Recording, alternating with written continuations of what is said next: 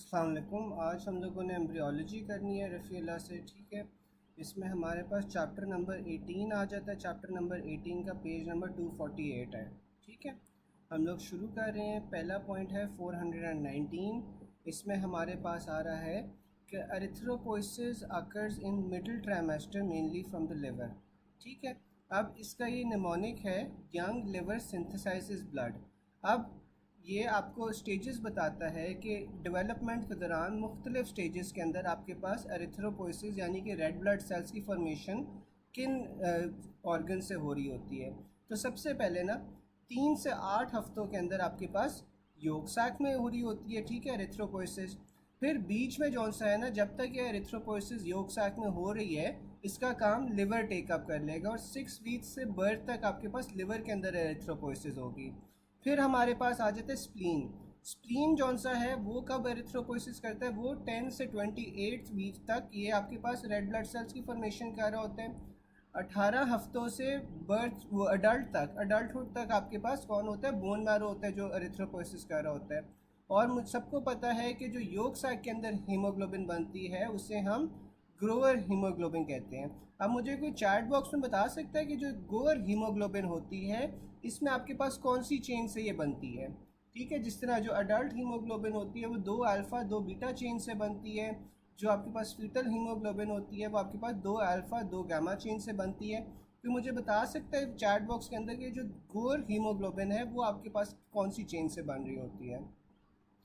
फिर आगे आपके पास 420 आ जाता है। इसमें है कि fetal period starts after which week. तो आपके पास जो फीटल पीरियड है वो आपके पास 8वें हफ्ते के बाद शुरू होता है। अब इसमें आपके पास 2 पीरियड्स आ जाते हैं, एक एम्ब्रियोनिक पीरियड होता है, एक फीटल पीरियड होता है। अब जो आपके पास एम्ब्रियोनिक पीरियड है ये कौन सा वाला पीरियड होता है, ये वो वाला पीरियड होता है जहाँ पे आपके पास ऑर्गन्स बन रहे होते हैं, ठीक है। ये 3 to 8 वीक्स वो वाला पीरियड होता है जहाँ पे आपके पास मुख्तलिफ किस्म के आपके सारे ऑर्गन्स की डेवलपमेंट हो रही होती है, ठीक है। अब पहले 2 हफ्तों के अंदर आपके पास क्या होता है, 2 हफ्तों में आपके पास बायोलैमिनर जर्म डिस्क होती है जिसे हम एपीब्लास्ट और हाइपोब्लास्ट कहते हैं। तीसरे हफ्ते में क्या होता है, तीसरे हफ्ते में आपके पास ट्राइजेमिनल जर्म डिस्क बन जाती है। उसमें आपके पास एक्टोडर्म, मीजोडर्म और एंडोडर्म आ जाते हैं। फिर आपके पास तीसरे हफ्ते से लेकर 8वें हफ्ते तक ये एम्ब्रियोनिक पीरियड होता है जिसमें आपके पास ये एक्टोडर्म, एंडोडर्म और मीजोडर्म से मुख्तलिफ किस्म के ऑर्गन्स बन रहे होते हैं। स्प्लीन जौन सा है वो आपके पास 10 से 28 वीक्स तक ही है, ठीक है। स्प्लीन आपके पास 10 से 28 वीक्स तक है। बिल्कुल 2 जीटा और 2 एप्सिलॉन चेन्स होते हैं। डॉक्टर कॉकअप सही कह रही हैं कि इसमें आपके पास जो गोर हीमोग्लोबिन है ना इसमें 2 जीटा और 2 एप्सिलॉन चेन्स होती हैं, ठीक है। फिर आपके पास ना ये आ रहा था कि जो एम्ब्रियोनिक पीरियड है इसमें क्या होता है कि मुख्तलिफ किस्म के ऑर्गन्स बन रहे होते हैं। तो इसलिए ये आपके पास जो स्टेज होती है दैट इज़ सेंसिटिव टूवर्ड्स टोरेटोजेनिक्स, ठीक है। यानी कि अगर आप कोई टोरेटोजेनिक सब्सटेंस ले रहे हो तो ये वाला पीरियड जौन सा होता है ये सबसे ज़्यादा इफेक्ट होता है क्योंकि इसमें आपके पास ऑर्गेनोजेनेसिस हो रही होती है, ठीक है। फिर आपके पास फीटल पीरियड कौन सा आता है, फीटल पीरियड आपके पास 8 वीक्स ऑनवर्ड जो होता है वो आपके पास फीटल पीरियड आ जाता है, ठीक है। फिर आपके पास आ रहा है कि embryonic age is calculated 14 days after first day of last menstrual period. अब जो आपके पास LMP होता है ना, लास्ट मेंस्ट्रुअल पीरियड, उससे आपके पास जो करंट एज है ना उसमें से आपने 14 माइनस कर देना है। 14 हम क्यों माइनस करते हैं, कोई मुझे बता सकता है इसके पीछे रीज़न क्या है कि लास्ट मेंस्ट्रुअल पीरियड से हम 14 डेज क्यों माइनस कर रहे हैं।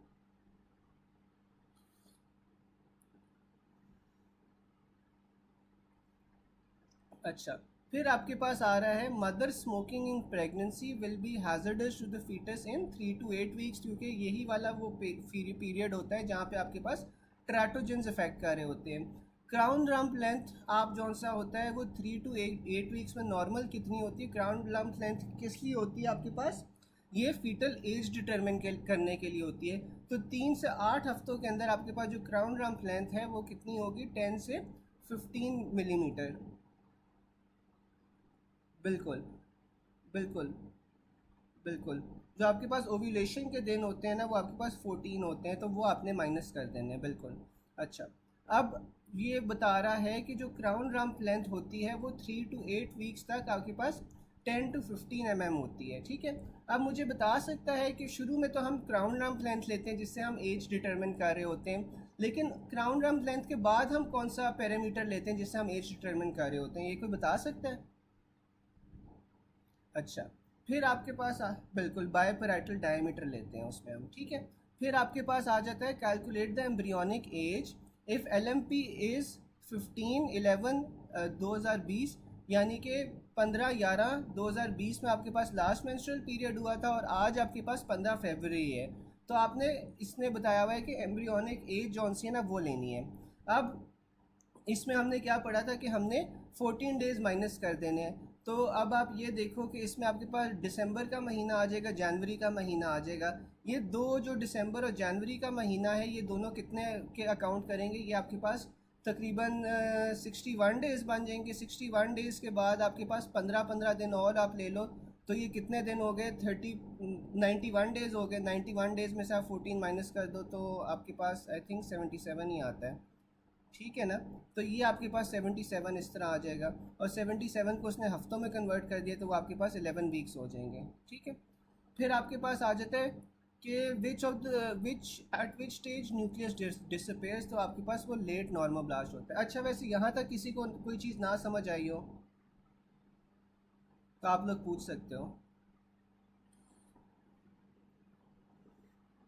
अच्छा, अब उस इसके बाद ना ये टेबल में जौन सा है ना वो एरिथ्रोब्लास्टोसिस का जौन सा है ना वो आपकी स्टेजेस बता रहा है कि एरिथ्रोब्लास्टोसिस यानी कि जो रेड ब्लड सेल्स की फॉर्मेशन होती है ना उसमें आपके पास कौन से स्टेजेस आते हैं। तो सबसे पहले आपके पास साइटोब्लास्ट होगा। जो साइटोब्लास्ट होता है वो प्री नॉर्मोब्लास्ट में बदल जाता है, ठीक है। प्री नॉर्मोब्लास्ट जौन सा होता है वहाँ पे क्या हो रहा होता है कि हीमोग्लोबिन की सिंथेसिस शुरू हो रही होती है और न्यूक्लियस और न्यूक्लियोलाई दोनों प्रेजेंट होते हैं। जो हीमोग्लोबिन होता है वो सिंथेसिस शुरू हो रही होती है वहाँ पे। This feature is common between pro erythroblast and early normoblast. तो ये जो आपके पास प्री एरिथ्रोब्लास्ट है और अर्ली नॉर्मोब्लास्ट है, दोनों के अंदर आपके पास हीमोग्लोबिन की सिंथेसिस हो रही होती है। लेकिन आपके पास जो प्री नॉर्मोब्लास्ट है, प्री नॉर्मोब्लास्ट में आपके पास शुरू हुई होती है, जबकि जो अर्ली नॉर्मोब्लास्ट है उसमें आपके पास कंटिन्यू हो रही होती है हीमोग्लोबिन की synthesis. Common feature but if both are present in options I favour early normoblast. वो कह रहा है कि जो अर्ली नॉर्मोब्लास्ट है ना उसमें ज़्यादा हमने प्रेफर करना है हीमोग्लोबिन सिंथेसिस, क्योंकि वहाँ पे तो ऑलरेडी बिगेन हुई होती है ना।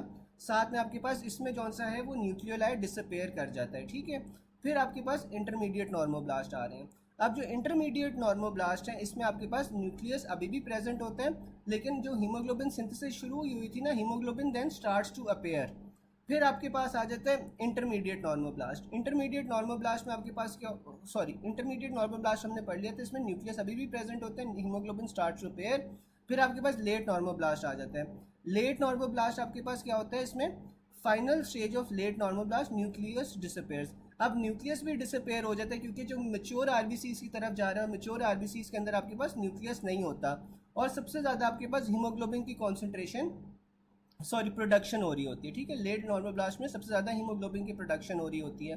फिर आपके पास रेटिकुलोसाइट्स आ जाते हैं। रेटिकुलोसाइट्स क्या करते हैं, आपके पास इजेक्ट न्यूक्लियस यानी कि न्यूक्लियस को बाहर निकाल देते हैं, बिकम्स रेटिकुलर, और हीमोग्लोबिन की मैक्सिमम कॉन्सेंट्रेशन आपको रेटिकुलोसाइट में मिल रही होती है। फिर आपके पास एरिथ्रोसाइट्स आ जाते हैं। एरिथ्रोसाइट्स में क्या होता है कि आपके पास रेटिकुलम जौन सा होता है वो डिसअपेयर हो जाता है, और इस वजह से आपके पास वो बायोकॉन्कैविटी आ जाती है, ठीक है। अच्छा, अब ये इससे मैं समराइज अगर जल्दी जल्दी कर दूं तो आपके पास जो प्री नॉर्मोब्लास्ट होता है इसमें आपके पास क्या हो रहा है कि हीमोग्लोबिन की सिंथेसिस शुरू हो रही है, अभी न्यूक्लियस और न्यूक्लियाई दोनों प्रेजेंट है। फिर अर्ली नॉर्मोब्लास्ट में क्या होगा कि न्यूक्लियोलाइ जौन सा रहता है वो डिसअपेयर कर जाएगा, और जो हीमोग्लोबिन की सिंथेसिस है वो कंटिन्यूड है। फिर आपके पास इंटरमीडिएट नॉर्मोब्लास्ट आ जाएगा। इंटरमीडिएट नॉर्मोब्लास्ट में आपके पास जो हीमोग्लोबिन की सिंथेसिस हो रही थी, now hemoglobin starts to appear, nucleus अभी भी प्रेजेंट है। फिर लेट नॉर्मोब्लास्ट में आपके पास क्या है कि न्यूक्लियस जौन सा है वो डिसअपेयर कर रहा है, और हीमोग्लोबिन की प्रोडक्शन जौन सी है वो मैक्सिमम हो गई है। फिर आपके पास रेटिकुलोसाइट्स में क्या होता है, रेटिकुलोसाइट्स में जो न्यूक्लियस है वो आपके पास बाहर की तरफ एजेक्ट हो जाता है और वो रेटिकुलर बन जाते हैं, और मैक्सिमम हीमोग्लोबिन की कॉन्सेंट्रेशन आ जाती है। डॉक्टर रिदा, आप क्या पूछ रही है, बेजोहिल क्यों? काइंडली क्वेश्चन दोबारा से रिपीट कर दें।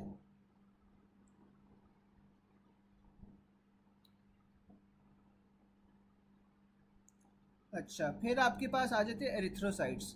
जो एरिथ्रोसाइट्स होती हैं उसमें रेटिकुलम जौन सा होता है वो डिसअपेयर कर जाता है, और सेल जौन सा है वो बाइकंकैविटी जौन सी है बाइकंकेव शेप में आ जाता है। ठीक है।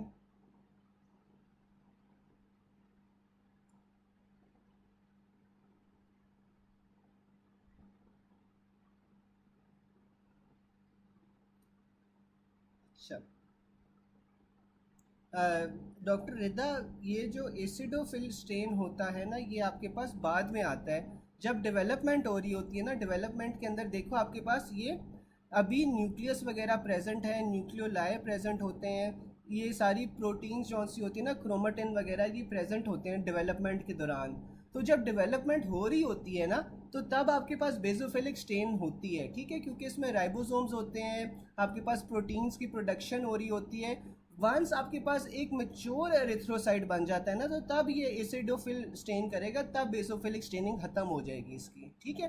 तो ड्यूरिंग डेवलपमेंट आपके पास बेसोफिलिक स्टेजेस आती हैं, ठीक है। वो इस वजह से आती हैं क्योंकि उसके अंदर प्रोटीन्स जो सी होती हैं वो क्लम्प कर रही होती हैं, रैपिडली बन रही होती हैं, और ये सारी चीज़ें आपके पास हो रही होती हैं ड्यूरिंग द डेवलपमेंट। तो इस वजह से डेवलपमेंट के दौरान आपके पास बेसोफिलिक स्टेजेस आती हैं। लेकिन आप सही कह रहे हो कि once it develops completely red blood cells, तो फिर आपके पास हाली एसिडोफिल स्टेन होती है। मैं रिपीट कर देता हूँ कि आपके पास सबसे पहले आ रहा है प्री नॉर्मोब्लास्ट। प्री नॉर्मोब्लास्ट के अंदर आपके पास सिंथेसिस शुरू हो रही है। सिंथेसिस में आपके पास क्या मिल रहा है, न्यूक्लियस और न्यूक्लियोलाई दोनों मिल रहे हैं। फिर अर्ली नॉर्मोब्लास्ट में आपके पास क्या आता है कि न्यूक्लियोलाई डिसअपेयर कर जाता है और हीमोग्लोबिन की सिंथेसिस शुरू हो जाती है। और फिर आपके पास इंटरमीडिएट नॉर्मोब्लास्ट आ जाते हैं। इंटरमीडिएट नॉर्मोब्लास्ट में आपके पास अभी भी न्यूक्लियस तो होता है, लेकिन हीमोग्लोबिन आपके पास जो सिंथेसाइज हो रही थी, अब हीमोग्लोबिन स्टार्ट टू अपेयर। फिर लेट नॉर्मोब्लास्ट में आपके पास क्या होता है कि न्यूक्लियस कौन सा होता है वो डिसअपेयर कर जाता है और हीमोग्लोबिन की मैक्सिमम प्रोडक्शन होती है। रेटिकुलोसाइट में आपके पास न्यूक्लियस जौन सा होता है वो बाहर की तरफ इजेक्ट हो जाता है और वो रेटिकुलर बन जाते हैं, इसमें मैक्सिमम हीमोग्लोबिन कॉन्सेंट्रेशन होगी। फिर आपके पास एरिथ्रोसाइट आ जाता है। एरिथ्रोसाइट्स में आपके पास रेटिकुलम भी डिसअपेयर कर जाता है, इस वजह से वो बायोकंकैविटी में आ जाते हैं, ठीक है। फिर आपके पास आ जाता है nucleus disappears in which stage of erythrocytes. तो आपके पास जो न्यूक्लियस है ना, वो आपके पास कौन सी स्टेज ऑफ एरिथ्रोसाइट्स के अंदर डिसअपेयर करता है, तो आपके पास वो लेट नॉर्मोब्लास्ट में आपके पास जो न्यूक्लियस है वो डिसअपेयर कर रहा है। हीमोग्लोबिन सिंथेसिस जौन सी होती है वो कब हो रही होती है आपके पास, अर्ली नॉर्मोब्लास्ट में। ऑल्दो वो प्री नॉर्मोब्लास्ट में भी हो रही होती है, अर्ली नॉर्मोब्लास्ट में भी हो रही होती है, लेकिन हमने अर्ली नॉर्मोब्लास्ट को प्रेफर करना है। Maximum haemoglobin concentration in which stage of erythroblastosis, तो आपके पास वो रेटिकुलोसाइट्स के अंदर आपके पास मैक्सिमम कॉन्सेंट्रेशन होती है, ठीक है, हीमोग्लोबिन की।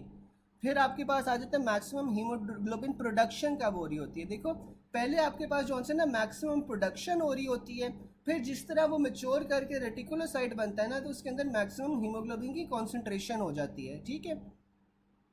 फिर आपके पास आ रहा है maximum hemoglobin production in which stage of erythroblastosis, तो आपके पास वो लेट नॉर्मोब्लास्ट है। Hemoglobin begins to appear in which stage, तो आपके पास वो इंटरमीडिएट नॉर्मोब्लास्ट के अंदर आपके पास हीमोग्लोबिन बिगिंस टू अपीयर, ठीक है। फिर आपके पास आ जाता है lowest hemoglobin in newborn at which age, तो आपके पास जो थर्ड मंथ होता है उसमें आपके पास लोएस्ट हीमोग्लोबिन होती है। फिर अगला पॉइंट आपके पास 422 आ जाता है। इसमें है कि रैट की स्पाउच develops from stomodeum of foregut. अच्छा, अब आपके पास जौन सा है ना एंटीरियर पिट्यूटरी, जिसे हम अडीनो हाइपोफिसिस भी कहते हैं। अडीनो हाइपोफिसिस में आपके पास क्या डेवलपमेंट होती है, रैट की स्पाउच की डेवलपमेंट होती है। रैट की स्पाउच से आपके पास क्या निकल रहा होता है, एक एक्टोडर्मल डेरिवेटिव जिसे हम प्रिमिटिव माउथ कहते हैं, स्टोमोडियम कहते हैं, ठीक है। तो आपके पास इंटीरियर पिट्यूटरी आ गया। इंटीरियर पिट्यूटरी से क्या बन रहा है, रैट की स्पाउच बन रहा है। ऐसे समझ लो कि इंटीरियर पिट्यूटरी के अंदर ना एक डिप्रेशन बन रहा है, उससे हम रैट की स्पाउच कहते हैं। उस डिप्रेशन से आपके पास जो एक्टोडर्म होती है ना, एक्टोडर्म से आपके पास स्टोमोडियम बनता है, which is the primitive mouth cavity. अब माउथ कौन सा होता है, वो आपके पास एक्टोडर्मल डेरिवेटिव है, ठीक है। लेकिन बाकी जो गट होगा वो आपके पास किस चीज़ का डेरिवेटिव है, कोई मुझे बता सकता है कि जो बाकी जीआईटी है वो कहाँ से डिराइव होता है। माउथ तो हमने पढ़ लिया कि एक्टोडर्म से होता है।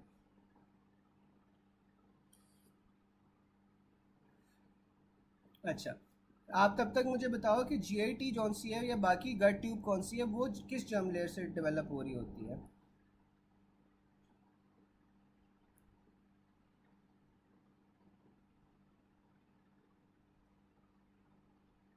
अच्छा, एंडोडर्म से। अच्छा, इसके अलावा जो आपके पास एनल ओपनिंग होती है, एनल ओपनिंग आपके पास किससे डेवलप हो रही होती है? मैं रिपीट करता हूँ, जो आपके पास एनल ओपनिंग है वो कहाँ से डिराइव हो रही होती है?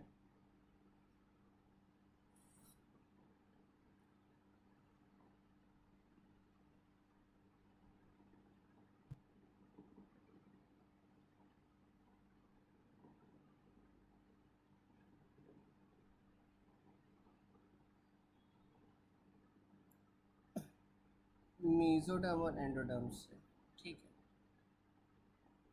अच्छा, अब जौन सा है ना, हम ये पढ़ रहे थे कि जो रैथकीस पाउच है ना, रैथकीस पाउच जौन सा होता है वो आपके पास स्टोमोडियम ऑफ फोरगट से डेवलप होता है। बेसिकली आपके पास ना एंटीरियर पिट्यूटरी होता है। एंटीरियर पिट्यूटरी जौन सा है ना वो आपके पास, जिसे हम एडिनो हाइपोफिसिस भी कहते हैं, वहाँ से आपके पास एक डिप्रेशन आ रही होती है।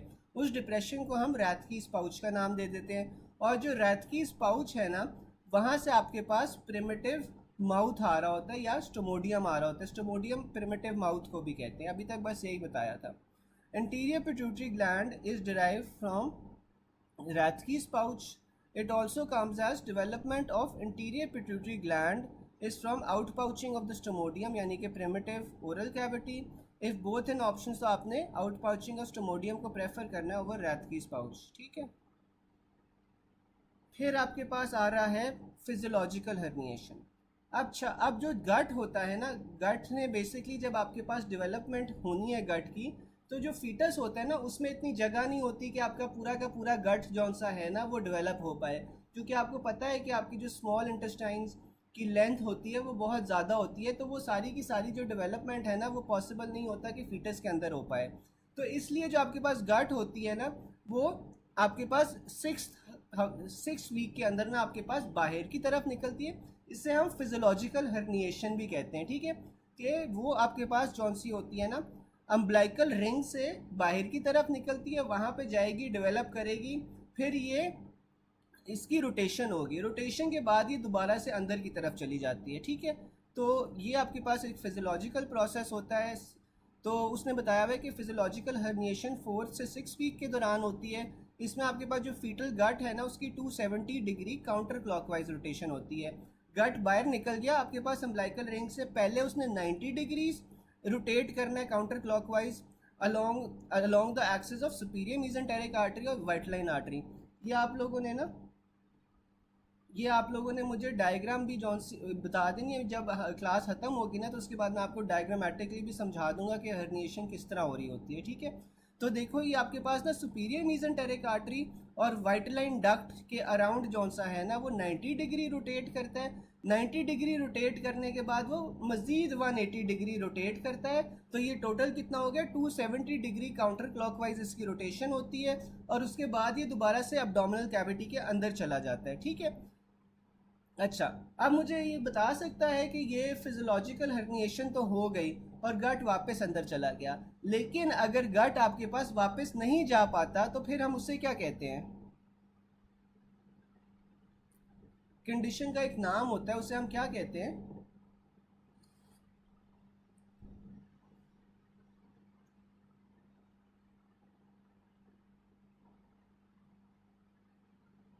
कोई बता सकता है?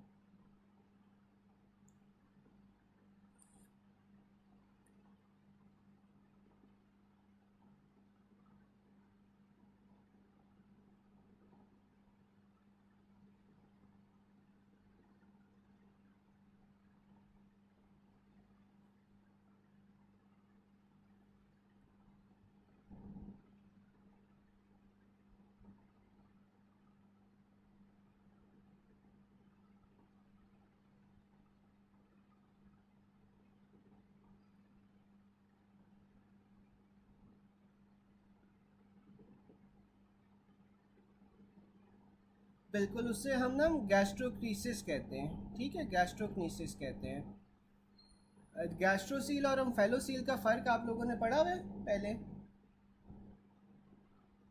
गैस्ट्रोक्रीसिस कहते हैं, गैस्ट्रोसील और ओम्फेलोसील का फ़र्क आप लोगों ने पढ़ा हुआ है पहले, क्या होता है?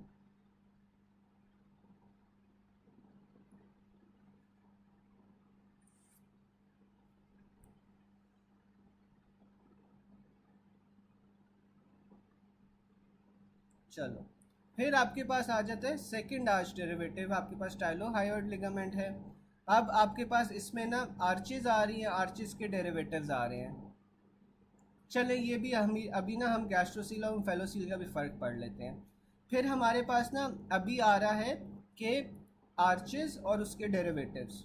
चलो ठीक है, ये भी आपने मुझे याद करवाना है। जो हमारा मीट वाला सेशन होगा उसमें हम डायग्रामेटिकली पढ़ लेंगे तो हमें बेहतर समझ आ जाएगा गैस्ट्रोसील और फेलोसील का डिफरेंस।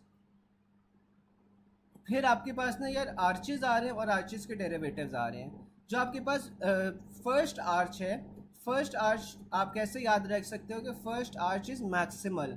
तो इसमें आपके पास मैक्सिमल से क्या क्या याद हो रहा है कि इसमें आपके पास मैक्सिलरी आर्टरी आ रही है। नर्व्स कौन सी आ रही है? मैक्सिलरी ब्रांच ऑफ ट्राइजेमिनल और साथ में मैंडिबुलर ब्रांच ऑफ ट्राइजेमिनल। ठीक है, तो मैक्सिलरी आर्टरी आ गई। ट्राइजेमिनल की हमारे पास तीन ब्रांचेस होती है ना, एक ऑप्थेल्मिक होती है, मैक्सिलरी होती है और मैंडिबुलर होती है। अब इसमें से जो मैक्सिलरी और मैंडिबुलर है ना, वो आपके पास कौन सा है? यहाँ पे फर्स्ट आर्च से डेवलप हो रही हैं। फिर आपके पास मसल्स जो आ रहे हैं वो मसल्स ऑफ मैस्टिकेशन, माइलोहायोइड और इंटीरियर बेली ऑफ डाइगैस्ट्रिक। अब ये जो सारे मसल्स हैं ये देखो, इन्हें कौन सी नर्व सप्लाई करती है? आपके पास मैंडिबुलर नर्व ही सप्लाई करती है ना, क्योंकि ये दोनों ये उसी फर्स्ट आर्च से डेरिवेटिव है। जो मैंडिबुलर ब्रांच है वो भी फर्स्ट आर्च की है, और ये जो मसल्स आपके पास आ रहे हैं, muscles of mastication, mylohyoid, anterior belly of digastric, इन सबको मैंडिबुलर नर्व सप्लाई कर रही होती है। फिर आपके पास बोन्स और कार्टिलेजेस आ जाती हैं। इसमें आपके पास मैक्सिला आ जाती है। ठीक है, वही मैक्सिमल से आप याद रख सकते हो। साथ में आपके पास जाइगोमैटिक होती है, zygomatic part of maxillary bone आप इस तरह याद रख सकते हो। फिर पैलेटाइन बोन आती है, squamous part of temporal bone आ जाती है। फिर सारी आपके पास एम से आएंगे, मैकल्स कार्टिलेज, मेलियस और इंकस जौन सी आपके पास मिडल ईयर की बोन्स हो जाती हैं। फिर आपके पास मैंडिबुलर प्रोसेस आता है। ठीक है, तो ये सारी की सारी आपके पास फर्स्ट फेरेंजियल आर्च से डिराइव हो रही होती हैं। ठीक है, तो ये बेसिकली आप अगर सारी बोन्स भी देख सकते हो तो बोन्स भी उसी एरिया में आ रही हैं सारी। मैक्सिला आ रही है, फिर जाइगोमैटिक ब्रांच प्रोसेस आ रहा है, पैलेटाइन बोन्स आ रही हैं, टेम्पोरल बोन की स्क्वेमस पार्ट आ रहा है, मैकल्स कार्टिलेज आ रहा है, मेलियस इंकस जो मिडल ईयर की बोन्स हैं, और मैंडिबुलर प्रोसेस। ये सारी आपके पास फर्स्ट आर्च की डेरिवेटिव्स हैं। फिर आपके पास सेकेंड आर्च आ जाती है। जो सेकेंड आर्च है, सेकेंड आर्च के अंदर आपके पास कौन सी आती है? सेकेंड आर्च के अंदर आपके पास स्टिपीडियल आर्टरी आ जाती है। ठीक है, ये आपने इसमें कीवर्ड जो से एस याद रखना है, एस से सेकेंड, एस से आपके पास स्टिपीडियल आर्टरी। नर्व आपके पास फेशियल नर्व आती है, और फेशियल नर्व सप्लाई कहाँ करती है? मसल्स ऑफ फेशियल एक्सप्रेशन को सप्लाई कर रही होती है। पोस्टीरियर बेली ऑफ डाइगैस्ट्रिक आ जाती है। स्टाइलोहायोइड और स्टिपीडियस आपके पास मसल आ जाता है। साथ में आपके पास जो लिगामेंट है वो स्टाइलोहायोइड लिगामेंट होगा। बोन्स और कार्टिलेज में आपके पास स्टेपीज आ जाएगी, स्टाइलोहायोइड आ जाएगी। अपर part of body of hyoid bone, और अपर पार्ट के ऊपर आपके पास हॉर्न कौन सा होता है? लेसर हॉर्न होता है ऑफ हायोइड बोन। ठीक है, अच्छा चलें अब आप लोग ब्रेक ले लें। सेकेंड आवर्स तक हमने पढ़ा हुआ है, 7 बजे हम ना रिज्यूम करते हैं, अभी नमाज ब्रेक ले लें। ठीक है।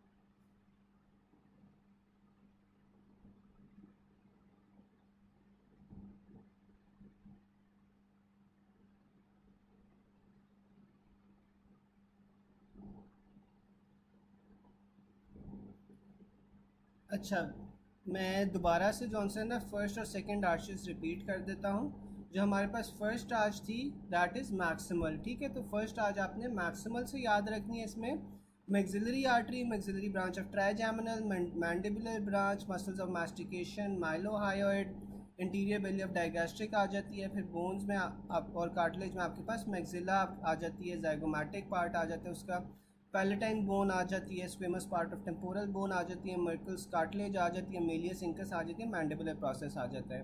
जो हमारे पास सेकंड आर्च है, सेकंड आर्च के अंदर हमारे पास एस से हमने याद रखना है कि स्टेपीडियल आर्टरी है, फेशियल नर्व है, स्टाइलोहायोइड, स्टेपीडियस मसल्स हैं, मसल्स ऑफ फेशियल एक्सप्रेशन है।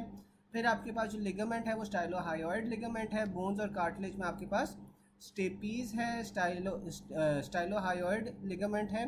फिर आपके पास upper part of body of hyoid bone है, lesser horn of hyoid bone है, ठीक है।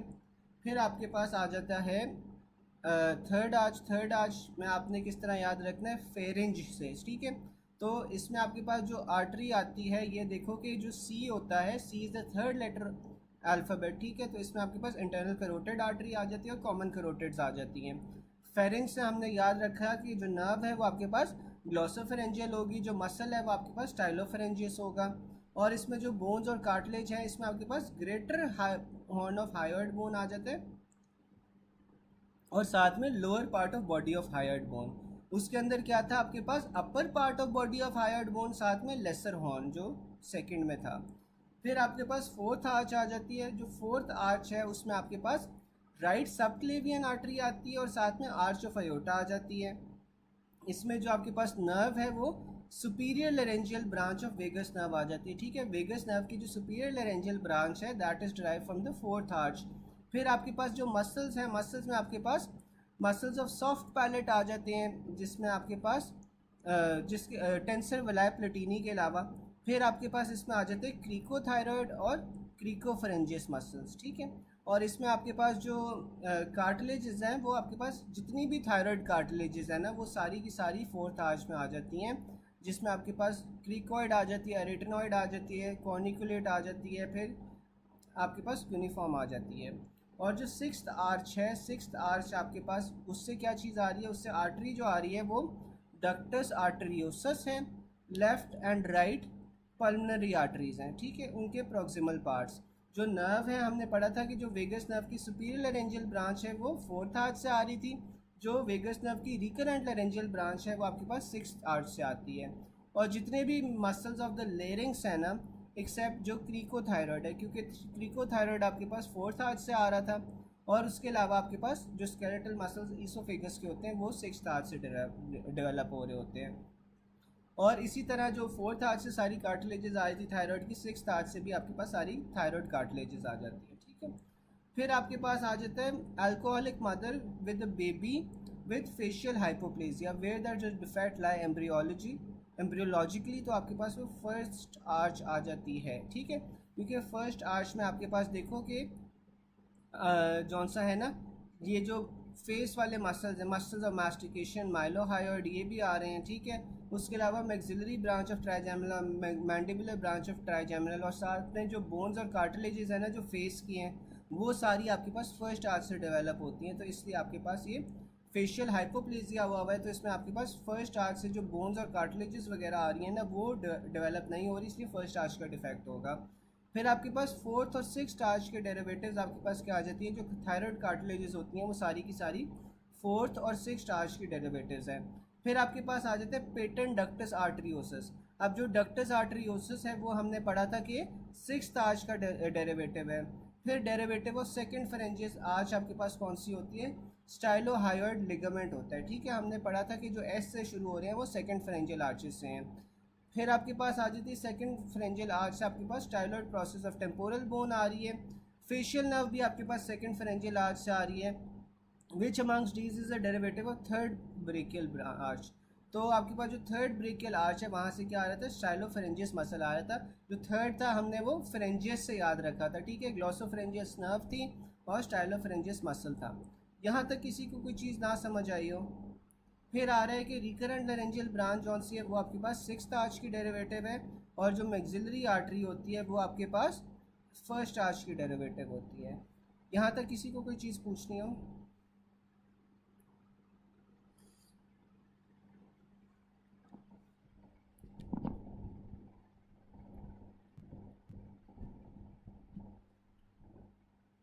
फिर आपके पास आ जाता है सेल्स जिनकी सबसे ज़्यादा टीलोमरेज एक्टिविटी होती है, तो वो आपके पास जर्म सेल्स होते हैं। अच्छा, फोर्थ और सिक्स्थ आर्च रिपीट कर दूँ। फोर्थ और सिक्स्थ आर्च में ना आप देखो यार कि जो फोर्थ आर्च है ना, फोर्थ आर्च से आर्टरी कौन सी ड्राइव हो रही है? फोर्थ आर्च से आपके पास राइट सबक्लेवियन आर्टरी आ रही है, साथ में आर्च ऑफ अयोटा आ रही है, ठीक है। जबकि आपके पास जो सिक्स्थ आर्च है ना, सिक्स्थ आर्च से आपके पास डक्टस आर्टरियोसस आ रही होती है। अब डक्टस आर्टरियोसस कौन सी होती है? Is a passage way between the, वो मुझे बता सकता है कि ये जो डक्टस आर्टरियोसस है किन दो चीज़ों के स्ट्रक्चर्स के दरमियान को कनेक्ट कर रहा होता है? फिर आपके पास इसमें जो है ना डक्टस आर्टरियोसस के अलावा सिक्स्थ आर्च में कौन सी आती है? राइट और लेफ्ट पल्मोनरी आर्टरीज आ जाती हैं, उसकी प्रॉक्सिमल ब्रांचेस। जो फोर्थ आर्च है वहाँ से आपके पास superior laryngeal branch of vagus nerve आ रही है, और जो आपके पास सिक्स्थ आर्च है, सिक्स्थ आर्च से आपके पास रिकरेंट लेरेंजियल ब्रांच आ रही है ऑफ वेगस। अब आपके पास जो मसल्स आ रहे हैं, मसल्स में आपके पास सॉफ्ट पैलेट के जो मसल्स हैं ना, वो फोर्थ आर्च से आ रहे हैं, एक्सेप्ट टेंसर विलाय प्लेटिनी। और इसके अलावा आपके पास जो क्रिकोथायरॉयड है, क्रिकोफरेंजियस है, वो आपके पास फोर्थ आर्च से आ रहे हैं, ठीक है। ये आपके पास जो क्रिकोफरेंजियस और क्रिकोथायरॉयड हैं, ये आपके पास लेरिंग्स के मसल्स आ जाते हैं। फिर आपके पास थायरॉयड कार्टिलेज फोर्थ और सिक्स दोनों से आ रही हैं, जितनी भी थायरॉयड कार्टिलेजेस हैं वो आपके पास फोर्थ और सिक्स से आ रही हैं। बिल्कुल, जो आपके पास पल्मोनरी ट्रंक और आर्च ऑफ अयोटा को डक्टस आर्टरियोसिस कनेक्ट कर रहा होता है, तो इसी तरह आपके पास जो लेफ्ट और राइट पल्मोनरी आर्टरीज के प्रोक्सिमल पार्ट्स हैं ना, जहाँ से वो शुरू हो रही हैं, वो आपके पास सिक्स्थ आर्च से आ रहे हैं, साथ में डक्टस आर्टरियोसिस आ रहा था। फिर आपके पास सिक्स्थ में और क्या आ जाता है? उसमें आपके पास superior laryngeal branch of vagus nerve थी, इसमें आपके पास recurrent laryngeal branch of vagus nerve है, और इसमें आपके पास इंट्रिंसिक मसल्स ऑफ लेरिंग्स आ जाते हैं। ऊपर सॉफ्ट पैलेट के मसल्स आ रहे थे, नीचे आपके पास लेरिंग्स के आ जाते हैं, ठीक है, एक्सेप्ट द क्रिकोथायरॉयड, क्योंकि क्रिकोथायरॉयड जौन सा होता है वो फोर्थ आर्च से ड्राइव हो रहा होता है, साथ में स्केलेटल मसल्स ईसोफेगस के आ जाते हैं। लेरिंग्स के बाद आपके पास ईसोफेगस शुरू हो जाता है ना, और ईसोफेगस का भी हमने पढ़ा था, जो अपर 1/3 होता है वो स्केलेटल मसल्स से बना होता है। तो ये जो स्केलेटल मसल्स ऑफ ईसोफेगस हैं, ये सिक्स्थ आर्च से आ रहे होते हैं, और इसी तरह उसमें भी सारी थायरॉयड कार्टिलेजेस आ जाती है, जिस तरह फोर्थ में आ रही हैं, ठीक है। फिर हम जौन सा है ना 426 की तरफ चलते हैं। Sales having most telomerase activity, तो आपके पास वो जर्म सेल्स होते हैं। अब टीलोमरेज एक्टिविटीज़ क्या इंडिकेट करता है कि जो डीएनए की डिवीज़न है ना, वो सबसे ज़्यादा तेज़ी से हो रही है। तो डीएनए की जो रेप्लिकेशन है और डिवीज़न है, वो सबसे तेज़ी से किन सेल्स में हो रही होती है? आपके पास जर्म सेल्स के अंदर हो रही होती है, क्योंकि जर्म सेल्स के अंदर पोटेंशियल होता है to become different kind of cells, ठीक है। तो जर्म सेल्स के अंदर सबसे ज़्यादा टीलोमरेज एक्टिविटी हमें देखी जा सकती है। फिर आपके पास प्राइमोडियम जर्म सेल्स जौन से होते हैं वो कहाँ से बनते हैं? वो आपके पास एपीब्लास्ट से बन रहे होते हैं। यहाँ पे उसने एक्टोडर्म दिया हुआ है, क्योंकि देखो जो एक्टोडर्म होता है वो बेसिकली आपके पास एपीब्लास्ट का डेरिवेटिव है, और फिर एक्टोडर्म से आपके पास यहाँ पे प्राइमोडियम जर्म सेल्स बन रहे हैं। तो अगर आपके पास एपीब्लास्ट होगा तो आपने उसे चूज़ करना है, ठीक है। It also comes as germ cells arise in the yolk sac at third week of intrauterine life. They originate from which of the following? तो आपके पास वो एक्टोडर्म से ओरिजिनेट कर रहे हैं, एक्टोडर्म से प्रेफर हमने एपीब्लास्ट को करना है, ठीक है। फिर primordium germ cells are derive from epiblast, और फिर आपके पास आ जाते हैं though some investigators consider epiblast as primitive ectoderm, hence ectoderm can be a choice of answer if epiblast was not in the options, ठीक है, वही वाली बात आ गई। फिर आपके पास आ रहे हैं telomerase most commonly present in the germ cells. उसके बाद germ cells incorporate at 6 week. अब होता क्या है कि आपके पास जो जर्म सेल्स है ना, वो आपके पास कहाँ से आए? आपके पास वो एपीब्लास्ट से आए। एपीब्लास्ट के आने के बाद जौन सा होता है ना, ये गुनाडल रिजेस की तरफ चले जाते हैं, और गुनाडल रिजेस के अंदर जाके इनकॉर्पोरेट करते हैं एट द 6 वीक, ठीक है। तो ये आपके पास गुनाडल रिजेस पे जाके इनकॉर्पोरेट करेंगे एट द 6 वीक, और फिर आपके पास आ जाते हैं in embryo. Primordium germ cells are formed at third week of development. Primordium germ cells settle in gonads from wall of yolk sac, ठीक है। तो आपके पास ये जौन सा है ना, सबसे पहले कहाँ से आए, कहाँ पे आए? ये आपके पास एपीब्लास्ट से आए, एपीब्लास्ट से ये योग सैक में गए, योग सैक से ये आपके पास गोनाडल रिजेस में चले गए, ठीक है। योग सैक में आपके पास कब जाएंगे, 3rd वीक में आपके पास जाएंगे, और उसके बाद ये आपके पास 6 वीक के अंदर गोनाडल रिजेस के अंदर चले जाएंगे, ठीक है। फिर आपके पास आ रहा है कि 2nd वीक में आपके पास बायलैमिनर जर्म डिस्क होती है, जिसमें आपके पास एपीब्लास्ट और हाइपोब्लास्ट आ जाते हैं। 3rd वीक के अंदर आपके पास 3 लेयर्स हो जाती हैं, जिसमें आपके पास एक्टोडर्म, एंडोडर्म और मीजोडर्म आ जाते हैं, ठीक है। अब जो आपके पास एपीब्लास्ट है वहाँ से आपके पास एक्टोडर्म बन जाता है, जो हाइपोब्लास्ट है वहाँ से आपके पास एंडोडर्म बन जाता है, ठीक है। और जब आपके पास एक्टोडर्म बनता है तो एक्टोडर्म से ही आपके पास ये मीजोडर्म भी बन रहा होता है, ठीक है। एक्टोडर्म में आपके पास कुछ इस तरह की चीज़ें हो रही होती है कि फैक्टर्स रिलीज हो रहे होते हैं जो मीजोडर्म बनाते हैं फिर, ठीक है। यहाँ तक किसी को क्वेश्चन हो,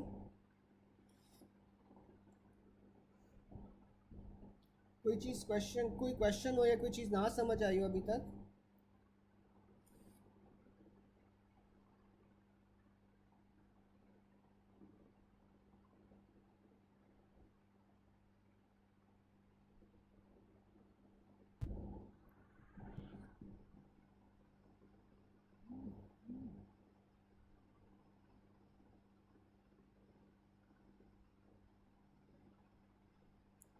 अच्छा, चलें आगे हम चलते हैं कि जो आपके पास लेरेंजियो ट्रेकियल ग्रूव होता है ना, वहाँ वो कब आपके पास बनता है, वो 3rd वीक के अंदर बन रहा होता है, ठीक है।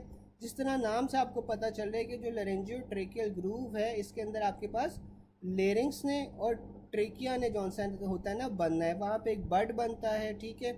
और उस बड से जॉनसन आपके पास उसकी एक्सटेंशन होती है जिससे आपके पास फिर ट्रेकिया बन रहा होता है, ठीक है, लेरिंग से। तो ये आपके पास जौन सा होता है ना 3rd वीक के अंदर डेवलप होता है। At 7 to 8 weeks mostly gonadal ridges of both sexes are same, but what point will be different in boys. तो जो बॉयज़ होते हैं उनमें क्या होगा, टेस्टीज डिसेंट विद जिबरनैकुलम। तो जो आपके पास टेस्टीज होती हैं वो जब जब जिबरनैकुलम से जॉन्स के साथ जॉन से ना वो डिसेंड करती हैं।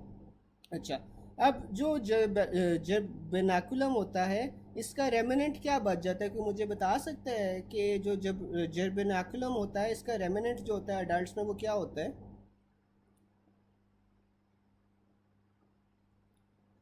ये बेसिकली क्या होगा, ये आपके पास ना जो टेस्टीज होती हैं वो आपके पास abdomen के अंदर जौन सा है वो क्या डेवलप हो रही होती है ना, फिर ये जब वर्नाकुलम के थ्रू ये आपके पास स्क्रोटम में जाती हैं, ठीक है।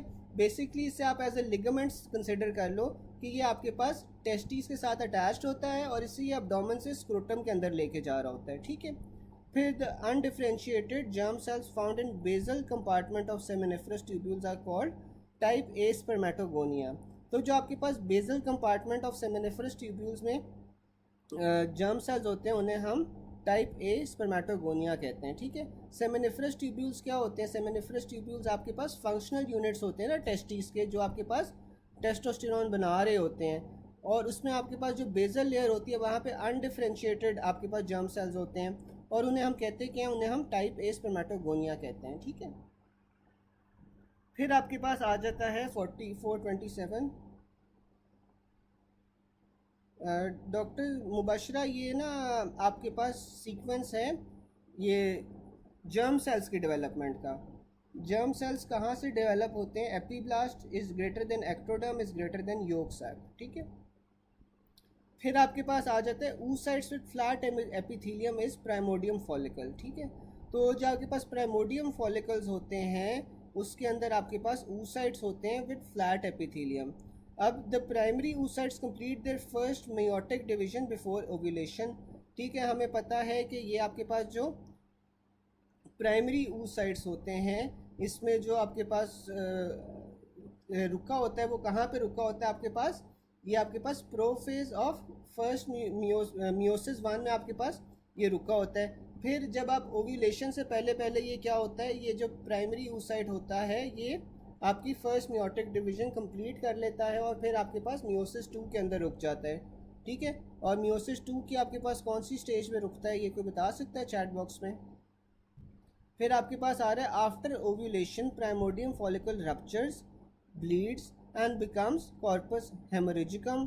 Sales release by the ovary at the time of ovulation आपके पास किस स्टेज में होते हैं? आपके पास सेकेंडरी oocyte में होते हैं, ठीक है ना।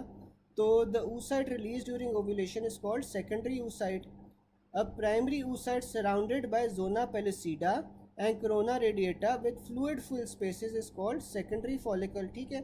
तो जो आपके पास सेकेंडरी फॉलिकल होता है, सेकेंडरी फॉलिकल में आपके पास क्या होता है कि प्राइमरी oocyte होता है that is surrounded by zona pellucida और कोरोना रेडिएटा, ठीक है।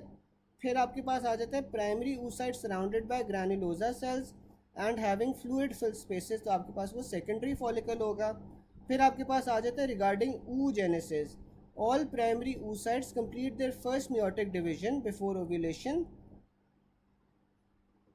ठीक है। फिर आपके पास आ जाता है primary oocytes are formed in 5th month in fetal life and start meiosis 1 but remain dormant until puberty in which sub phase of prophase diplotene stage में वो होते हैं, ठीक है। हाँ, प्रोफेज में होते हैं, प्रोफेज के भी आपके पास डिप्लोटीन स्टेज के अंदर जौन सा है ना उनकी इनहिबिट हो जाती है जो फर्दर ग्रोथ है। It also comes as primary oocytes remain arrested in diplotene in wedge subphase, तो आपके पास वो प्रोफेज का सब स्टेज होता है जिसे हम डिप्लोटीन स्टेज कहते हैं। Ovary has pool of follicles, number of follicles developing in each menstrual cycle, तो आपके पास हर मेंस्ट्रुअल साइकिल के अंदर ना तकरीबन 15 से 20 प्राइमोडियम फॉलिकल्स होते हैं जिसमें से आपके पास एक सिलेक्ट होता है, ठीक है। तो अब ये देखो ना आपके पास FSH आएगा, FSH की वजह से क्या होगा कि हर साइकिल के अंदर 15 से 20 प्राइमोडियम फॉलिकल्स होंगे जो स्टिमुलेट होंगे, जिसमें से फिर एक फॉलिकल जौन सा होता है वो सिलेक्ट होता है, ठीक है। फिर आपके पास आ जाते हैं secondary oocyte is formed under the influence of FSH. Note that at the start of menstrual cycle, some 15 to 20 primary follicles begin to develop under the influence of FSH to form secondary follicles. On day 14 of cycle, a luteinizing hormone surge is triggered. This causes secondary follicle to develop into tertiary follicle, ठीक है, क्योंकि यहाँ पे आपके पास ovulation होती है। फिर haploid number of chromosomes with haploid DNA, तो हैप्लॉइड क्रोमोसोम्स और हैप्लॉइड DNA आपके पास कहाँ पे मिलेगा? स्पर्मेटिड्स में मिलेगा। फिर आपके पास आ जाते हैं स्पर्म की पेनिट्रेशन लेयर्स कौन कौन सी होती हैं आपके पास? कोरोना रेडिएटा, जोना पेलुसिडा और oocyte मेम्ब्रेन, तो इन तीनों लेयर्स को आपके पास स्पर्म ने जौन सा होता है वो पेनिट्रेट करना होता है। Fertilin at head of sperm adheres to the cap of the ovum, अब जो स्पर्म का हेड होता है ना उसके ऊपर आपके पास फर्टिलिन होता है, और जो फर्टिलिन है ना उसने आपके पास कैप ऑफ ओवम के ऊपर जाके एडहेयर करना है। Fertilin adherence to sperm to ovum, तो जो फर्टिलिन होता है वो स्पर्म को ओवम के साथ एडहेयर करवाता है, जो एक्रोसिन होता है वो एक्रोसोम रिएक्शन करवाता है, ठीक है। Fertilin is a sperm surface protein which with an essential role in fertilisation, ठीक है। it is required for the migration of spermatozoa through the oviduct for binding to the zona pellucida and for effective binding to the egg plasma membrane. अब आपके पास जो फर्टिलिन है ना, फर्टिलिन ने basically sperm ओवा का जौन सा है वो अडेरेंस करवाई, उसके बाद आपके पास एक्रोसिन आ गया, एक्रोसिन ने क्या करना है? एक्रोसोम रिएक्शन करवाना है, जिसके थ्रू स्पर्म जौन सा है वो पेनिट्रेट करता है सारी लेयर्स को और जाके फिर वो एग के साथ मिल जाता है, ठीक है। यहाँ तक किसी को कोई क्वेश्चन?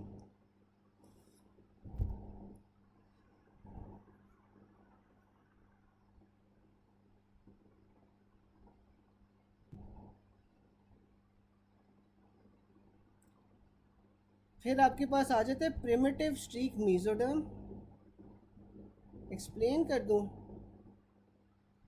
यार? ये जो एक्सप्लेनेशन वाली चीज़ है ना ये आप लोग फिर सेव कर लो या आप लोग लिख लो अलग से, जो पूरी चीज़ें। हाँ, फर्टिलिन वाला अगर कोई स्पेसिफिक चीज़ कहते हो मैं स्पेसिफिक चीज़ आपको रिपीट करके दे सकता हूँ। अगर आपने पूरा का पूरा साइकिल समझना है तो फिर आप लोग नोट कर लो, वो जो साइकिल है ना फिर मैं आपको मीट वाले सेशन के अंदर समझा दूंगा, ठीक है। एक दो और ऑलरेडी चीज़ें हो गई जो मैंने समझानी है, ये भी आप नोट कर लो, ये भी मैं आपको फिर उसमें समझा दूंगा। अभी मैं कोई स्पेसिफिक पॉइंट है जैसे फर्टिलिन वाला डॉक्टर आमील कह रही हैं, तो यह जो फर्टिलिन होता है ना, फर्टिलिन ने क्या करवाना है बेसिकली आपके पास जो जब स्पर्म होता है ना वो ओवा के साथ जाके लग जाता है, ठीक है। तो ये दोनों का जो लगना और चिपकना है ना, ये आपके पास फर्टिलिन करवा रहा है, ठीक है। स्पर्म और ओवम को चिपका फर्टिलिन रहा है। उसके बाद ना आपके पास एक और एक्रोलिन आ जाता है, एक्रोसिन आ जाता है। जो एक्रोसिन है ना, इसने क्या करना है, आपके पास एक्रोसोम रिएक्शन करवाना है। इसने आपके पास जो है ना डिग्रेडेशन करवानी है जो ओवा होती है उसकी, ताकि आपके पास जो स्पर्म है ना वो आपके पास पेनिट्रेट कर सके सारी की सारी लेयर्स कौन सी होती हैं जो पेनिट्रेट होती हैं, इसमें आपके पास जोना पेलिसिडा आ जाती है, साथ में आपके पास कोरोना रेडिएटा आ जाती है, उस साइड मेम्ब्रेन आ जाती है। इन तीनों लेयर्स को पेनिट्रेट कर सके, ये आपके पास कौन सा करवा रहा है, ये आपके पास एक्रोसिन करवा रहा है, ताकि आपके पास जो स्पर्म है वो एग तक लग सके। जो फर्टिलिन है उसका ये काम है कि उसने चिपकाना है स्पर्म को और ओवम को, ठीक है। अगर आप पूरा डॉक्टर लुबना जिस तरह कह रहे हो, वो मैं आपको जौन सा है ना फिर मीट वाले सेशन के ऊपर सारा साइकिल समझा दूंगा, ठीक है। फिर आपके पास आ रहा है primitive streak mesoderm migrates to anterior abdominal wall and around cloaca. A rupture of this mesoderm cranially will produce ectopic anal opening. अच्छा, अब आपके पास जो प्रिमिटिव स्ट्रीक मीजोडर्म है ना, प्रिमिटिव स्ट्रीक बेसिकली ना आपके पास मीजोडर्म होता है, मीजोडर्म के अंदर ना एक स्ट्रीक बन जाती है, ठीक है। स्ट्रीक यानी कि एक डिप्रेशन बन जाती है मीजोडर्म के अंदर, और ये इंटीरियर एब्डोमिनल वॉल तक ना ये माइग्रेट कर रही होती है अराउंड द क्लोएका। अगर तो ये आपके पास क्रेनियली माइग्रेट नहीं कर रही, तो फिर आपके पास एक्टोपिक एनल ओपनिंग आ जाती है, यानी कि जो एनस की नॉर्मल ओपनिंग है ना वो नहीं होती, आपके पास एक एक्टोपिक एनल ओपनिंग आ जाएगी। और इसी तरह अगर आपके पास जो प्रिमिटिव स्ट्रीक मीजोडर्म है ना, वो आपके पास कॉर्डली नहीं ओपन होती, तो कॉर्डली अगर ओपन नहीं होगी तो आपके पास एक्स्ट्रोफी ऑफ ब्लैडर आ जाएगी, यानी कि जो ब्लैडर है ना वो आपके पास अम्बलाइकस से बाहर आ जाएगा, ठीक है, या इंटीरियर एब्डोमिनल वॉल से ब्लैडर बाहर आ रहा होगा, ठीक है। अब वही बात उसने एमसीक्यूज में भी लिखी हुई है कि अगर आपके पास मीजोडर्म का डिफेक्ट क्रेनियली हो रहा है, यानी कि ऊपर वाली साइड पे हो रहा है, तो आपके पास एक्टोपिक एनल ओपनिंग है, यानी कि जो नीचे एनल ओपनिंग होनी चाहिए थी वो आपके पास नहीं हो रही, एक्टोपिक हो रही है। और फिर आपके पास अगर मीजोडर्म का डिफेक्ट कॉर्डली होता है, तो फिर आपके पास ब्लैडर की एक्स्ट्रोफी हो जाती है, यानी कि जो ब्लैडर है वो इंटीरियर एब्डोमिनल वॉल से निकल जाता है। Urothelium in following condition will have great chance to convert into carcinoma. तो जब एक्स्ट्रोफी ऑफ ब्लैडर होगी ना, यानी कि ब्लैडर आपके पास इंटीरियर एब्डोमिनल वॉल से बाहर की तरफ निकला होगा, तो तब आपके पास जो यूरोथीलियम है यानी कि जो ब्लैडर की कवरिंग है उसमें कैंसर होने का चांस ज़्यादा हो जाता है, ठीक है। फिर आपके पास आ जाता है एक्स्ट्रा एम्ब्रियोनिक मीजोडर्म, किसका डेरिवेटिव है, हाइपोब्लास्ट का, ठीक है। अब जो एक्स्ट्रा एम्ब्रियोनिक मीजोडर्म है वो आपके पास हाइपोब्लास्ट से आ रहा होता है। फिर आपके पास जो सा है ना space between splanchnic and somatic mesoderm is extra embryonic cavity होती है ये। फिर आपके पास intra embryonic cavity is a derivative of lateral plate mesoderm. अच्छा, अब जो आपके पास मीजोडर्म होती है ना उसकी बेसिकली आपके पास 3 लेयर्स होती हैं, ठीक है। अब मीजोडर्म की 3 लेयर्स कौन सी होती हैं, आपके पास पार एक्सियल मीजोडर्म होती है, ठीक है। फिर आपके पास जौन सी है एक सेकंड यार मुझे देखने दो,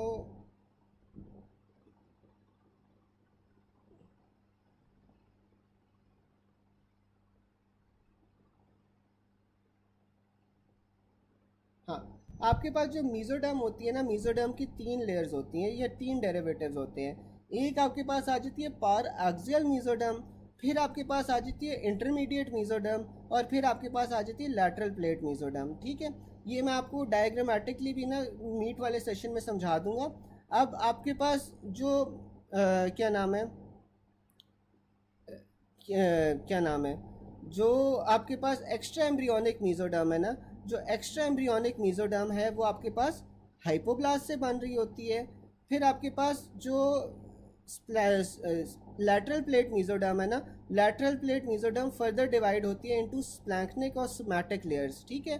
और जो स्प्लैंक्निक और सोमैटिक लेयर्स के दरमियान में स्पेस होती है उसे हम एक्स्ट्रा एम्ब्रियोनिक कैविटी कहते हैं।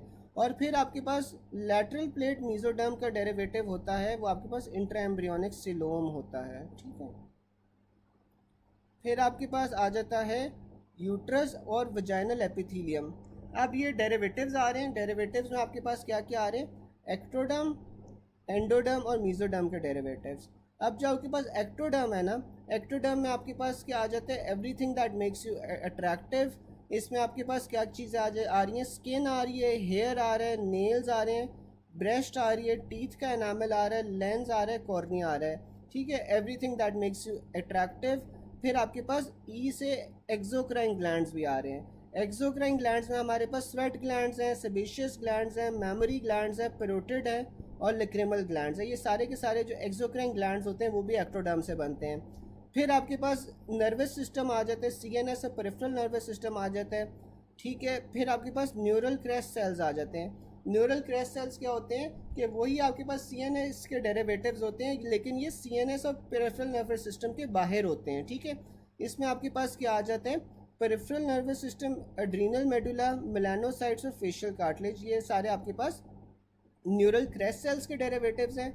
फिर आपके पास न्यूरल ट्यूब के डेरिवेटिव्स कौन कौन से आ जाते हैं, brain, spinal cord, posterior pituitary, motor neurons, retina और एंटीरियर पिट्यूटरी, ये आपके पास सारे के सारे न्यूरल ट्यूब के डेरिवेटिव्स हैं। आई एम होपिंग कि आप लोगों को ये जो न्यूरल ट्यूब और न्यूरल क्रेस्ट सेल्स की डेवलपमेंट है ये पहले से पता होगी। फिर आपके पास एंडोडर्म आ जाती है। यार वैसे आप लोगों को पता है सीएनएस की डेवलपमेंट, या आप लोगों ने थोड़ी बहुत की हुई है पहले? सीएनएस की डेवलपमेंट की हुई है कि न्यूरल प्लेट बनती है, न्यूरल प्लेट से न्यूरल फोल्ड्स बनते हैं, न्यूरल फोल्ड से आपके पास न्यूरल ट्यूब बनती है जो, अच्छा नहीं की हुई। चलो फिर ये भी मैं आप लोगों को करवा दूंगा, अभी जो मीट वाला सेशन होता है इसमें भी थोड़ा सा ये भी देख लेंगे, ठीक है। फिर आपके पास एंडोडर्म आ जाती है। जो एंडोडर्म होती है ना, इसमें आपके पास क्या होता है, लाइनिंग ऑफ ट्यूब। चलो ये ना फिर मैं यार जल्दी जल्दी पढ़ लेता हूँ ताकि मैं जो कॉन्सेप्ट वाली चीज़ है ना वो आप लोगों को करवा दूँ, और ये फिर आप लोगों को जो याद करना है ना ये आसान हो जाएगा, ठीक है। फिर यार आपके पास एंडोडर्म आ जाती है। जो एंडोडर्म होता है ना उससे आपके पास क्या बन रहा होता है, एंडोडर्म से आपके पास, चलेंगे कर लेंगे अभी सब। पहले आपके पास जो सा होता है ना, इसमें एंडोडर्म में क्या आ रहा होता है, बेसिकली आपके पास जितनी भी nose, mouth, ear to anus, urethra, vagina, ये सारी आपके पास जो सी होती है ना ये एंडोडर्म से बन रही होती है, ठीक है। अब एंडोडर्म में आपके पास क्या क्या चीज़ें बन रही हैं, नोज़, माउथ, सारा का सारा जीआईटी, एनस, यूरिथ्रा, वजाइना, ये सारी चीज़ आपके पास एंडोडर्म से बन रही होती है। उसके अलावा जितने भी इंटरनल ऑर्गन्स हैं, इंटरनल ऑर्गन्स आपके पास, ये इतनी लंबी चौड़ी लिस्ट याद रखने की ज़रूरत नहीं है, बस आप ये याद रख लो कि जितने भी इंटरनल ऑर्गन्स हैं ना, सिवाय कार्डियोवैस्कुलर के, स्प्लीन के और रीनल के, ठीक है, ये सारे, उसके अलावा जितने भी आपके पास ऑर्गन्स हैं वो सारे के सारे एंडोडर्म से आ रहे हैं, ठीक है। मीजोडर्म से जो चीज़ें आ रही हैं वो कौन कौन सी हैं, गोनैड्स। गोनैड्स इसका निमोनिक है। जी से आपके पास जेनिटो यूरिनरी और रीनल आ जाते हैं। ओ से आपके पास अदर्स में मसल्स आ जाते हैं, कनेक्टिव टिश्यू आ जाते हैं, बॉडी कैविटीज़ आ जाती हैं, सीवीएस आ जाते हैं। देखो इसीलिए सीवीएस मैंने कहा था कि एंडोडर्म से नहीं होता, सीवीएस आपका मीजोडर्म से हो रहा है, ठीक है। फिर आपके पास नोटोकॉर्ड आ जाती है। नोटोकॉर्ड क्या बना रही होती है, न्यूक्लियस पल्पोसस बना रही होती है। न्यूक्लियस पल्पोसस जो सा होता है आपके पास इंटरवर्टिब्रल डिस्क के दरमियान में होता है। एड्रीनल कॉर्टेक्स आ जाती है, ड्यूरा मैटर आ जाती है और स्प्लीन आ जाती है। गोनैड्स इसका निमोनिक है, ठीक है। फिर आपके पास आ जाता है कि thyroid follicles are derived from endoderm. तो जो आपके पास थायराइड फॉलिकल्स है ना वो आपके पास एंडोडर्म से डिराइव हो रहे होते हैं। It also comes as thyroid gland originates from endoderm. Parathyroid gland derived from endoderm, ठीक है। जो आपके पास पैराथायराइड होता है वो एंडोडर्म से डिराइव हुआ होता है। हेपाटोसाइट्स आर डिराइव फ्रॉम एंडोडर्म। अच्छा यार, अब आप इसका ना एक आसान तरीका ये है याद रखने का कि जितने भी आपके पास इंटरनल ऑर्गन्स हैं वो ज़्यादातर किससे डिराइव हो रहे हैं, एंडोडर्म से डिराइव हो रहे हैं, ठीक है, सिवाय आपके पास स्प्लीन के और सीवीएस के और रीनल के। अच्छा, एक तो ये बात हो गई। फिर आपके पास यार किसी भी ऑर्गन के जो मेजॉरिटी सेल्स होते हैं ना वो कहाँ से डिराइव हो रहे होते हैं, एंडोडर्म से। लेकिन किसी भी ऑर्गन के जो स्पेशलाइज सेल्स होते हैं वो आपके पास कहाँ से डिराइव हो रहे होते हैं, मीजोडर्म से। तो इस हिसाब से आप देखो कि जो यूरोथीलियम है, यानी कि जो आपके पास ब्लैडर की लाइनिंग है, वो कहाँ से डिराइव हो रही होगी, वो आपके पास एंडोडर्म से हो रही होगी। लेकिन जो आपके पास उसका स्पेशलाइज्ड एक रीजन होता है जिसे हम ट्राइगोन कहते हैं, वो कहाँ से होगा? मीजोडर्म से होगा। फिर आपके पास लिवर आ जाता है, फिर आपके पास लिवर आ जाता है। अब जो लिवर है उसमें जो आपके पास हेपेटोसाइट्स होते हैं, हेपेटोसाइट्स आपके पास कहाँ से डिराइव हो रहे हैं? हेपेटोसाइट्स आपके पास एंडोडर्म से हो रहे हैं, जबकि आपके पास जो कुफर सेल्स हैं, जो स्पेशलाइज सेल्स हैं, वो आपके पास कहाँ से होते हैं? वो मीजोडर्म से होते हैं। ठीक है, तो किसी भी ऑर्गन के अगर वो कोई स्पेशलाइज सेल्स पूछ लेता है तो वो मीजोडर्म से होंगे, लेकिन जनरली जो ऑर्गन्स होते हैं वो आपके पास कहाँ से होते हैं? वो आपके पास एंडोडर्म से होते हैं। हाँ, जो आपके पास एड्रीनल मेडुला है ना, एड्रीनल मेडुला जो सा होता है वो एक्टोडर्म से होता है, क्योंकि मैंने बताया था कि न्यूरल क्रैश सेल्स ना, बेसिकली आप इस तरह समझ लो कि सारे के सारे जो न्यूरल टिश्यू है ना, जो आपके पास किसी और जगह पे पड़ा होगा, उससे हम न्यूरल क्रैश सेल्स कहते हैं। ठीक है, तो ये जो आपके पास एड्रीनल मेडुला है ये एक्टोडर्म से बनता है, क्योंकि एक्टोडर्म से ही आपके पास न्यूरल क्रैश सेल्स आ रहे होते हैं, और जो आपके पास एड्रीनल कॉर्टेक्स है वो आपके पास मीजोडर्म से बन रहा होता है। ठीक है, फिर आपके पास आ जाता है in liver what develops from endoderm, तो आपके पास वो ऑफ वेंट्रल फोरगट, तो आपके पास वो हेपाटोसाइट्स आ जाते हैं। Salivary glands are derive from which layer, तो आपके पास सलाइवरी ग्लैंड्स जौन से होते हैं वो एक्टोडर्म और एंडोडर्म दोनों से मिल के बन रहे होते हैं। ठीक है, देखो एक तो ये आपके पास ग्लैंड्स है ना, तो ग्लैंड्स जौन से होते हैं हमने पढ़ा था कि वो एक्टोडर्म से बनते हैं, लेकिन सलाइवरी ग्लैंड्स में ये खास बात होती है कि ये एंडोडर्म और एक्टोडर्म दोनों से बने होते हैं। ठीक है, फिर endothelium of vagina and endometrium derive from mesoderm plus endoderm. Nasolacrimal duct जो सी होती है वो एक्टोडर्म से बनी होती है। Epithelium is derive from ectoderm endoderm plus mesoderm. ठीक है, तो जो एपिथीलियम होती है डिपेंडिंग ऑन द लोकेशन वो आपके पास कहाँ कहाँ से हो रही है? एंडोडर्म से, मीजोडर्म से और एक्टोडर्म से। अब देखो कि जो आपके पास आप देखो आपके पास जो जीआईटी की लेट सपोज एपिथीलियम है वो आपके पास एंडोडर्म से बनी होगी। जो आपके पास ओपनिंग्स आ जाती हैं, ओपनिंग्स के जो एपिथीलियम है वो कहाँ से बनी होती है? वो एक्टोडर्म से बनी होती है। ठीक है, इसीलिए डिपेंडिंग ऑन द लोकेशन ना ये आपके पास तीनों चीज़ों से बनी होती हैं। Urinary system derive from intermediate mesoderm. अब मैंने आपको बताया था कि जो मीजोडर्म होती है उसकी तीन पार्ट्स होते हैं, पैराक्सियल होता है, इंटरमीडिएट होता है और लैटरल प्लेट होता है। जो इंटरमीडिएट मीजोडर्म है ना, वहाँ से आपके पास जो जेनिटो यूरिनरी सिस्टम है सारा का सारा वो बन रहा होता है। ऊपर गोनैड्स के निमोनिक से हमने याद भी रखा था कि जी से आपके पास जेनिटो यूरिनरी और रीनल आ रहा है। फिर आपके पास आ जाते हैं skeletal muscle develops from mesoderm only. फिर ear pinna develops from mesoderm. Ectoderm and endoderm meet at the caudal end forming cloacal membrane. अब जो आपके पास एक्टोडर्म और एंडोडर्म है ना वो आपके पास मिलते हैं कॉर्डल एंड पे, तो ये आपके पास क्लोइकल मेम्ब्रेन बना देते हैं। और जो क्लोइकल मेम्ब्रेन है ना वो आपके पास कौन सा है? वो फ्यूचर में जाके एनस बनाती है। ठीक है, जो कॉर्डल एंड है वहाँ पे ये आपके पास एक्टोडर्म और एंडोडर्म मिल रहे हैं, वो मिलके आपके पास क्लोइकल मेम्ब्रेन बना रही है, और क्लोइकल मेम्ब्रेन जो सा है वो आपके पास फ्यूचर एनस बना देती है। विच amongst the following is a neuro ectoderm derivative, तो आपके पास वो सिलरी एपिथीलियम आ जाती है क्योंकि ये न्यूरल क्रैश सेल से बन रही होती है। Derivative of neural crest cells आपके पास डॉर्सल रूट गैंग्लिया आ जाते हैं। डेरिवेटिव ऑफ पेरोटिड फेशिया आपके पास क्या होता है? Stylo mandibular ligament. ठीक है, which of the following structures in the mouth is derive from ectoderm, तो आपके पास वो एपिथीलियम ऑफ पेरोटिड ग्लैंड आ जाती है। जो वर्टिब्रा है, वर्टिब्रा आपके पास स्क्लेरोटोम से बन रहे होते हैं। एड्रीनल मेडुला जौन सी है वो आपके पास न्यूरल क्रैश सेल से बन रही होती है। ठीक है, फिर आपके पास आ रहा है एड्रीनल कॉर्टेक्स जौन सा होता है वो मीजोडर्म से बन रहा होता है, जबकि जो एड्रीनल मेडुला है वो आपके पास न्यूरल क्रैश सेल्स या एक्टोडर्म से बन रहा होता है।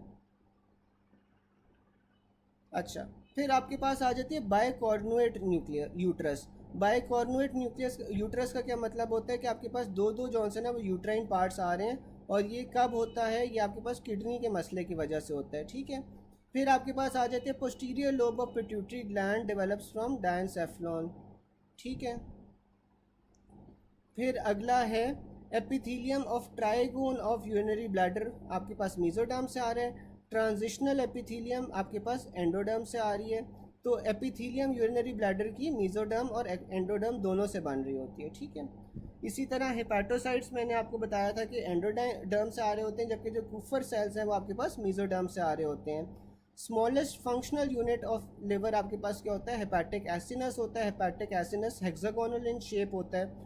ग्लूकोकाइनेज एंजाइम प्रेजेंट इन हेपाटोसाइट्स, ठीक है। अब जो आपके पास ग्लूकोकाइनेज एंजाइम होता है वो हेपाटोसाइट्स में होता है। अच्छा गाइज, यहाँ तक किसी को कोई स्पेसिफिक पॉइंट जो से वो ना समझ आ रहा तो मैं एक्सप्लेन कर देता हूँ, वरना अभी ना आई थिंक डॉक्टर फ़रा की क्लास तो आप लोगों की नहीं होगी, तो डॉक्टर फ़रा की क्लास की जगह ना मैं कोशिश करता हूँ कि मैं खुद ही क्लास ले लूँ, उसके अंदर जो एम्ब्रियो के मेन मेन कॉन्सेप्ट्स हैं ना वो आप लोगों को समझा दूँगा, ठीक है। अभी कोई स्पेसिफिक पॉइंट के अंदर कोई मसला आ रहा हो तो बताएं।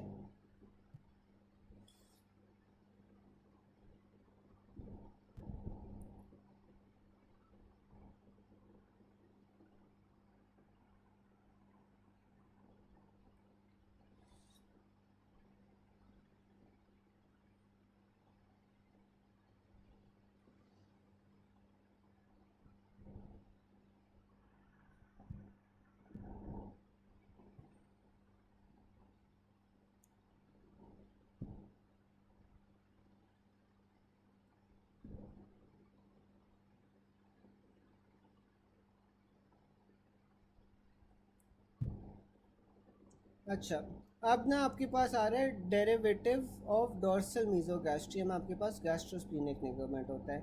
अब जो आपके पास डोर्सल मीजोगैस्ट्रियम होता है ना, ये क्या होता है, ये आपके पास वो वाली मेजेंट्री का पार्ट होता है जो कि ग्रेटर कर्वेचर ऑफ स्टमक के साथ लगा होता है, ठीक है। तो इससे हम डोर्सल मेजेंट्री या डोर्सल मीजोगैस्ट्रियम भी कहते हैं, ठीक है। और जो डोर्सल मीजोगैस्ट्रियम होता है वहाँ से आपके पास क्या आ रहा होता है, गैस्ट्रोस्प्लीनिक लिगामेंट आ रहा होता है, ठीक है। क्योंकि ये ग्रेटर कर्वेचर ऑफ स्टमक के साथ लगा होता है, तो जो गैस्ट्रोस्प्लीनिक लिगामेंट है वो आपके पास स्टमक और स्प्लीन को कनेक्ट कर रहा होता है, तो ये आपके पास डोर्सल मीजोगैस्ट्रियम का डेरिवेटिव होता है, ठीक है। फिर अगला आपके पास आ जाता है वेंट्रल मीजोगैस्ट्रियम के डेरिवेटिव्स। अब जो आपके पास वेंट्रल मीजोगैस्ट्रियम होती है ना, वेंट्रल मीजोगैस्ट्रियम जौन सा होता है वो आपके पास फोरगट होता है। फोरगट में आपके पास जो लिवर के साथ चीज़ें लगी होती हैं ना उससे हम वेंट्रल मीजोगैस्ट्रियम कहते हैं। वेंट्रल मीजोगैस्ट्रियम में आपके पास फैल्सिफॉर्म लिगामेंट आ जाता है। अब जो फैल्सिफॉर्म लिगामेंट है उसने क्या करना है कि लिवर के बीच में वो लगा होता है, राइट और लेफ्ट लोब्स को डिवाइड कर रहा होता है, और वो आगे की तरफ आपके पास मीज़ोडम वाला कॉन्सेप्ट कौन सा है ना वो मैं आपका क्लियर कर दूंगा डॉक्टर बलोच, ठीक है। मीज़ोडम वाला कॉन्सेप्ट मीज़ोडम वाला कॉन्सेप्ट मैं आपका क्लियर कर दूंगा। हेपाटिक लॉब्यूल या एसिनस, यार देखो ना आपके पास हेपाटिक लॉब्यूल या एसिनस क्या होता है, ये हेक्सागोनल इन शेप होती है। इसमें आपके पास पोर्टल ट्रायड बन रहा होता है, ठीक है। पोर्टल ट्रायड 6 की 6 साइड्स पे आपके पास बन रहा होता है, जिसमें आपके पास क्या होता है, बल्कि यार ये भी अब मैं डायग्राम के बगैर थोड़ा मुश्किल है, लेकिन देखो ना आपके पास 6 की 6 साइड्स पे आपके पास पोर्टल ट्रायड होता है, और बीच में आपके पास जौन सी है ना वो सेंट्रल वेन होती है, ठीक है। फिर आपके पास आ रहा है कि अच्छा, जो गैस्ट्रोस्प्लीनिक लिगामेंट है वो डोर्सल मीजोगैस्ट्रियम का डेरिवेटिव है। जो वेंट्रल मीजोगैस्ट्रियम है ये आपके पास वो सारी चीज़ें होती हैं जो लिवर के साथ कनेक्ट हो रही होती हैं, इसमें फैल्सिफॉर्म लिगामेंट आ जाता है। जो फैल्सिफॉर्म लिगामेंट है ना वो राइट और लेफ्ट लोब्स को डिवाइड कर रहा होता है। फिर आपके पास राइट और लेफ्ट ट्रायंगुलर लिगामेंट्स आ जाते हैं। जो राइट और लेफ्ट ट्रायंगुलर लिगामेंट्स होते हैं वो बेसिकली आपके पास लिवर की ऊपर वाली सरफेस पे होते हैं, ठीक है। जो फैल्सिफॉर्म लिगामेंट होता है ना वो आपके पास इंटीरियर साइड पे होता है, और वो ऊपर जाके ना आपके पास पहले कॉर्नरी लिगामेंट्स बनाते हैं, यानी क्राउन लाइक लिगामेंट्स बनाते हैं लिवर पे, और फिर वो लेफ्ट और राइट ट्रायंगुलर लिगामेंट्स बन जाते हैं। ये सारे के सारे लिगामेंट्स लिवर के ही लिगामेंट्स हैं, ठीक है। फिर आपके पास हेपाटोड्यूडेनल लिगामेंट आता है। जो हेपाटोड्यूडेनल लिगामेंट है वो लिवर को और ड्यूडेनम को कनेक्ट कर रहा होता है। फिर आपके पास कौन सा है, लेसर ओमेंटम आ रहा होता है। लेसर ओमेंटम आपके पास क्या होता है, तो मुझे बता सकते हैं कि जो लेसर ओमेंटम होता है वो किस किस चीज़ को कनेक्ट करता है।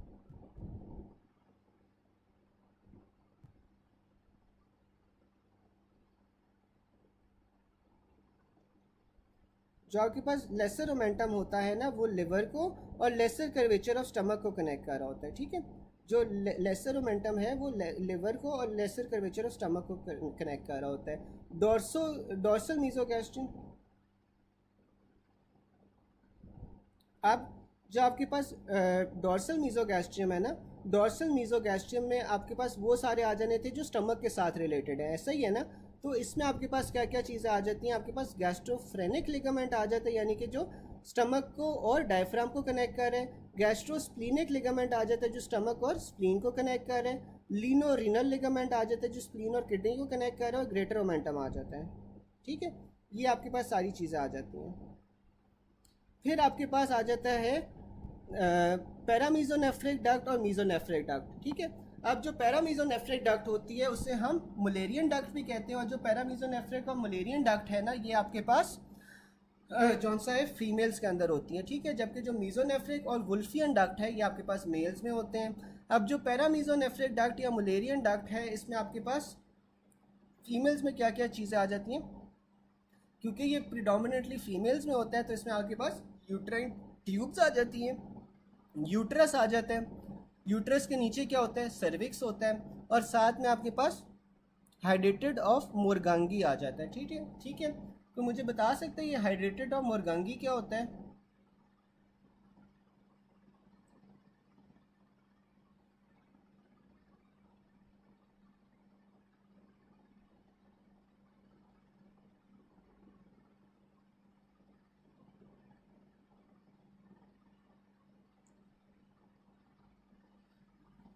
ये जौन सा है ना आपके पास एक सिस्ट होती है, और ये सिस्ट जौन सी होती है फेलोपियन ट्यूब्स के पास प्रेजेंट होती है, नियर टू द ओवरीज। ठीक है, ये आपके पास एक सिस्ट होती है जहाँ पे आपके पास ओवरी से फेलोपियन ट्यूब निकल रही होती है, वहाँ पे ये प्रेजेंट होती है। ठीक है, फिर आपके पास ना जो टेस्टीज होते हैं, टेस्टीज ये अपेंडिक्स ऑफ टेस्टीज बनाती हैं। ठीक है,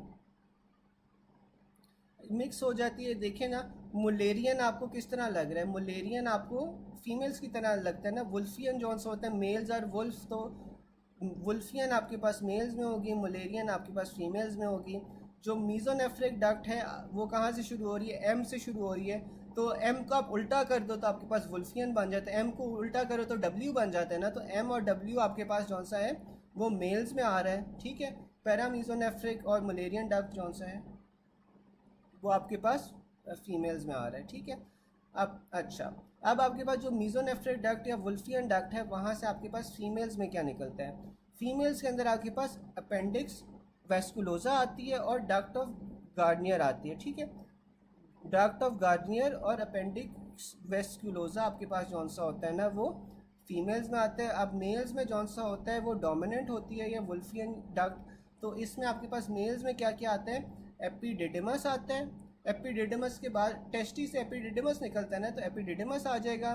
फिर आपके पास डक्टस डेफरेंस या वास डेफरेंस आ जाएगा, सेमिनल वेसिकल्स आ जाएंगे, इजैकुलेटरी डक्ट आ जाएगा, और अपेंडिक्स एपिडिडिमस आ जाएगा। ठीक है, फिर आपके पास मुलेरियन ट्यूबरकल्स होते हैं, सॉरी मीजोनेफ्रिक ट्यूबरकल्स होते हैं। अब जो आपके पास मीजोनेफ्रिक ट्यूबरकल्स है ना, इसमें आपके पास जो फीमेल्स हैं, फीमेल्स में आपके पास एपोफोरॉन और पैराफोरॉन आ जाता है। ठीक है, और टेस्टिस के अंदर आपके पास इफ्रन डक्ट्यूल्स और पैराडिडिमस आ जाती हैं। ठीक है,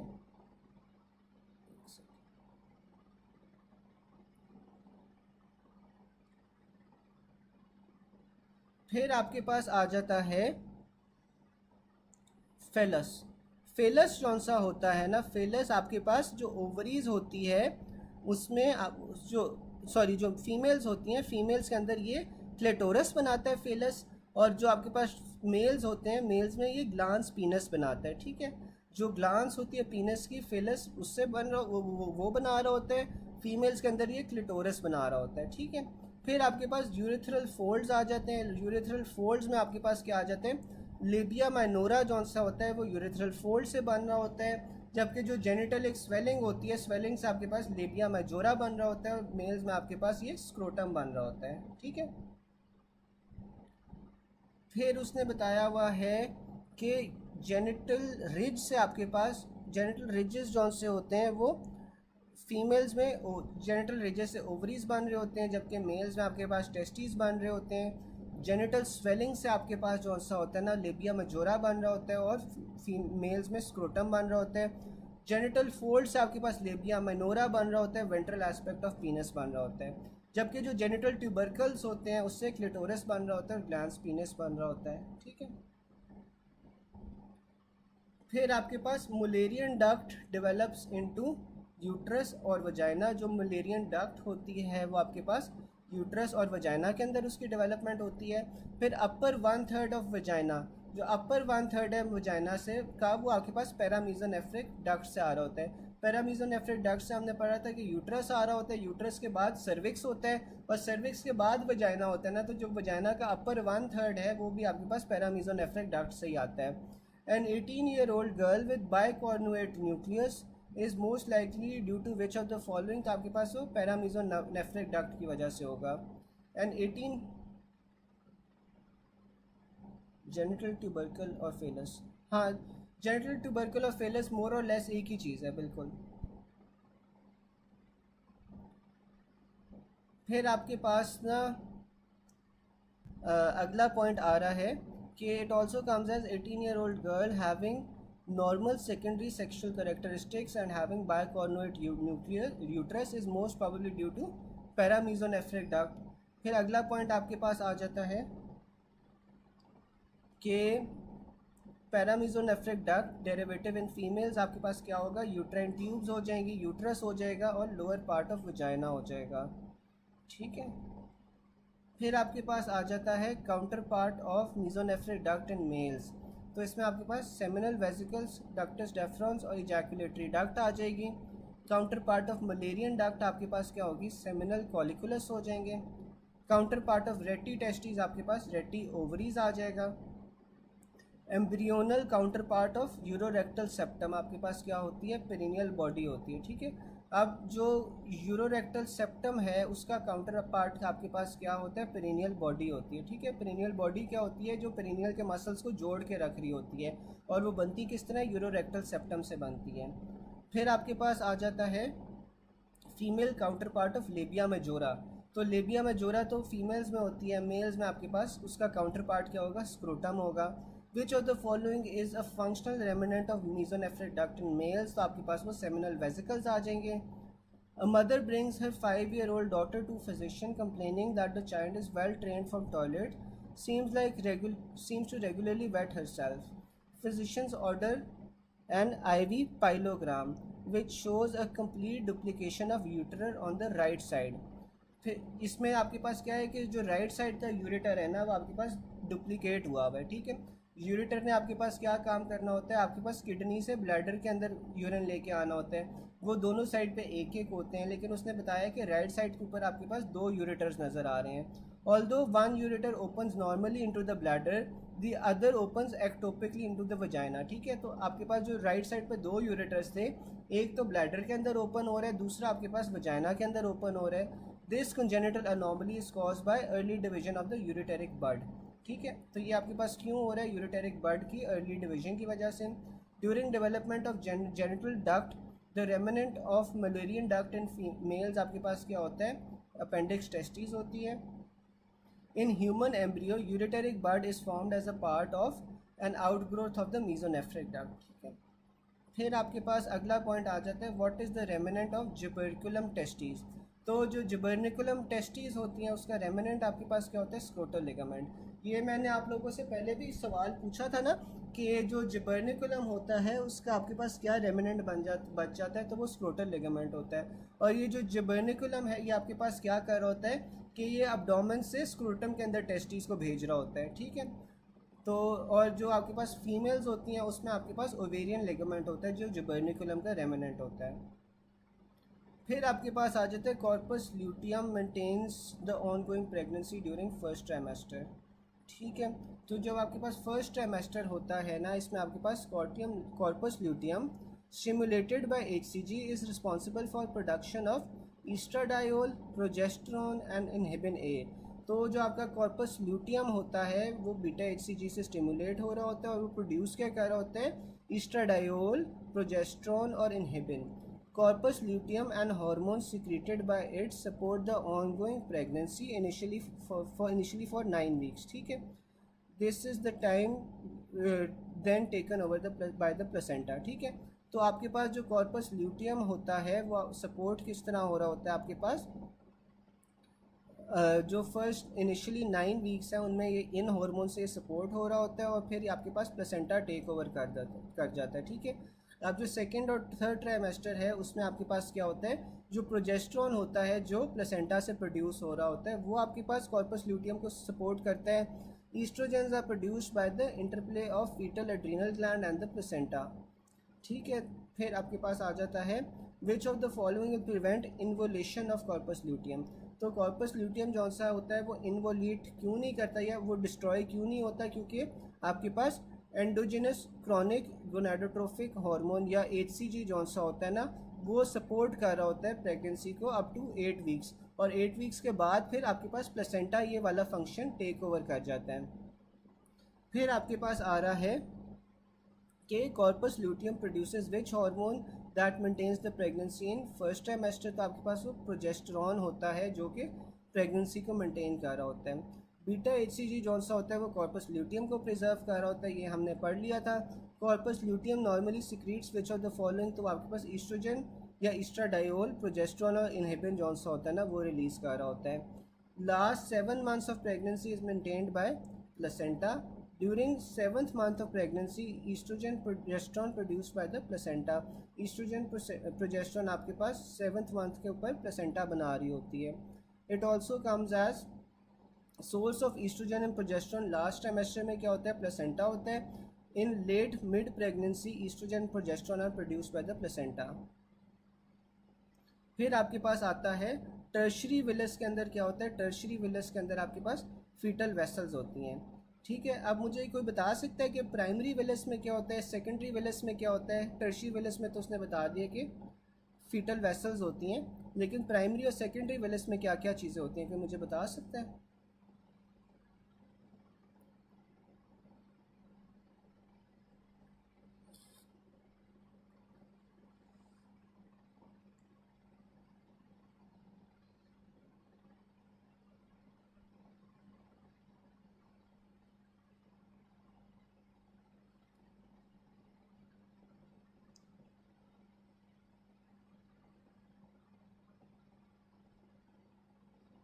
अच्छा, ये जो आपके पास प्राइमरी सेकेंडरी और टर्शरी विलस होते हैं ना, ये बेसिकली आपके पास डेवलपमेंट ऑफ प्लेसेंटा के अंदर होते हैं, ठीक है। अब जो प्राइमरी विलस है ना इसके अंदर आपके पास क्या होगा, इसमें आपके पास साइटोट्रोफोब्लास्ट होंगे, ठीक है। और साइटोट्रोफोब्लास्ट इनिशियली होते हैं, then they are covered by a layer of syncytiotrophoblast, ठीक है। ये प्लेसेंटा की आपके पास लेयर्स आ जाती हैं। जो आपके पास सेकेंडरी विलस होता है ना, सेकेंडरी विलस में आपके पास फिर मीजेंकाइमल सेल्स आ जाते हैं इसके साथ साथ। और जो आपके पास टर्शरी विलस होता है ना उसमें क्या होता है कि जो मीजेंकाइमल सेल्स है ना ये आपके पास ब्लड वेसल्स के अंदर कन्वर्ट हो जाती हैं, ठीक है। तो इसलिए आपके पास टर्शरी विलस में फीटल वेसल्स आ जाएंगी, प्राइमरी विलस में आपके पास साइटोट्रोफोब्लास्ट फिर सिंसिटियोट्रोफोब्लास्ट आ जाएंगे, और जो सेकेंडरी विलस है उसमें आपके पास मीजेंकाइमल सेल्स आ जाएंगे, ठीक है। फिर आपके पास आ जाता है obliteration of uterine cavity occurs due to, जो यूट्राइन कैविटी है इसकी ऑल्बिटरेशन कब होती है, जब आपके पास डेसिडुआ पेराटाइलिस और कैप्सुलैरिस आपस में मिलती हैं। ये जो डेसिडुआ पेराटाइलिस और कैप्सुलैरिस हैं ये दोनों आपके पास प्लेसेंटा की लेयर्स हैं, तो ये जब आपस में मिलेंगी या फ्यूज़ करेंगी तो आपके पास यूट्राइन कैविटी की ऑल्बिट्रेशन हो जाएगी। फिर आपके पास आ जाते हैं in mid trimester RBCs are produced from liver, ठीक है। वो हमने निमोनिक पढ़ा था ना, my young liver synthesizes blood, ठीक है। तो इसमें आपके पास लिवर जौन सा होता है वो मिड ट्राइमेस्टर के अंदर RBCs प्रोड्यूस कर रहा होता है। Which of the following is the function of beta HCG। तो बीटा HCG ने क्या करवाना है, कॉर्पस ल्यूटियम की प्रेजर्वेशन करवानी है। Function of beta HCG in early pregnancy is maintain corpus luteum. Most important function of beta HCG prevent involution of corpus luteum, ठीक है। फिर आपके पास आ जाता है beta HCG causes follicle maturation in female fetus. Molecular weight beta HCG का 35 से 40 के दरमियान होता है। To confirm a pregnancy which of the following are checked in urine, तो आपने बीटा HCG को लेना है, कितने दिन बाद लेना है आपने, 8 दिन के बाद लेना है, ठीक है। A young female with 6 weeks pregnancy passing vesicles, तो इसमें आपके पास ये कौन सी कंडीशन बताई हुई है जिसमें आपके पास वेजिकल्स पास हो रहे हैं और बीटा HCG 1000 से ज़्यादा है।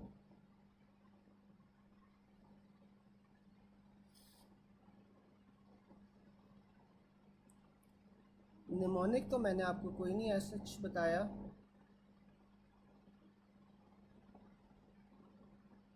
मोलर प्रेगनेंसी का सिनेरियो है, ठीक है। मोलर प्रेगनेंसी में आपके पास वेसिकल्स पास हो रहे होते हैं और बीटा HCG 1000 से ऊपर होता है, ठीक है। फिर आपके पास ना प्लेसेंटा की फॉर्मेशन आ जाती है। अब जो प्लेसेंटा की फॉर्मेशन है ना, उसमें आपके पास दो चीज़ें आ जाती हैं, एक फीटल कंपोनेंट आ जाता है और एक मैटरनल कंपोनेंट आ जाता है। अब जो आपके पास फीटल कंपोनेंट होता है ना, उसमें आपके पास दो तरह के सेल्स होते हैं, एक साइटोट्रोफोब्लास्ट होते हैं जो इनर होते हैं और सिंसिटियोट्रोफोब्लास्ट जो से होते हैं ना। अच्छा, वो यंग लिवर सिंथेसाइजेस ब्लड आपके पास निमोनिक था उसका, हेमाटोपोइसिस का, ठीक है, कि जो आपके पास रेड ब्लड सेल्स की फॉर्मेशन होती है ना, कि वो कितने अरसे में कहाँ पे प्रोड्यूस हो रहे होते हैं, उसका निमोनिक है, रेफ्यूला में ही लिखा हुआ है पहले पेज में।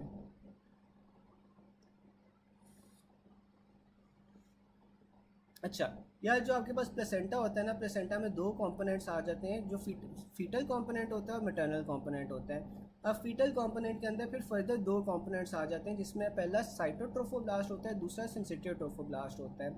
अब जो साइटोट्रोफोब्लास्ट है ना, वो आपके पास क्या बना रहा होता है, वो आपके पास अंदर की साइड पे होता है, ठीक है, और ये आपके पास सेल्स बना रहा होता है जो प्लेसेंटा के सेल्स होते हैं। जो सिंसिटियोट्रोफोब्लास्ट है ना, वो आपके पास बाहर की तरफ प्रोसेसेस होते हैं जो मटर्नल प्लेसेंटा के अंदर इन्वेजिनेट कर रहे होते हैं, ठीक है।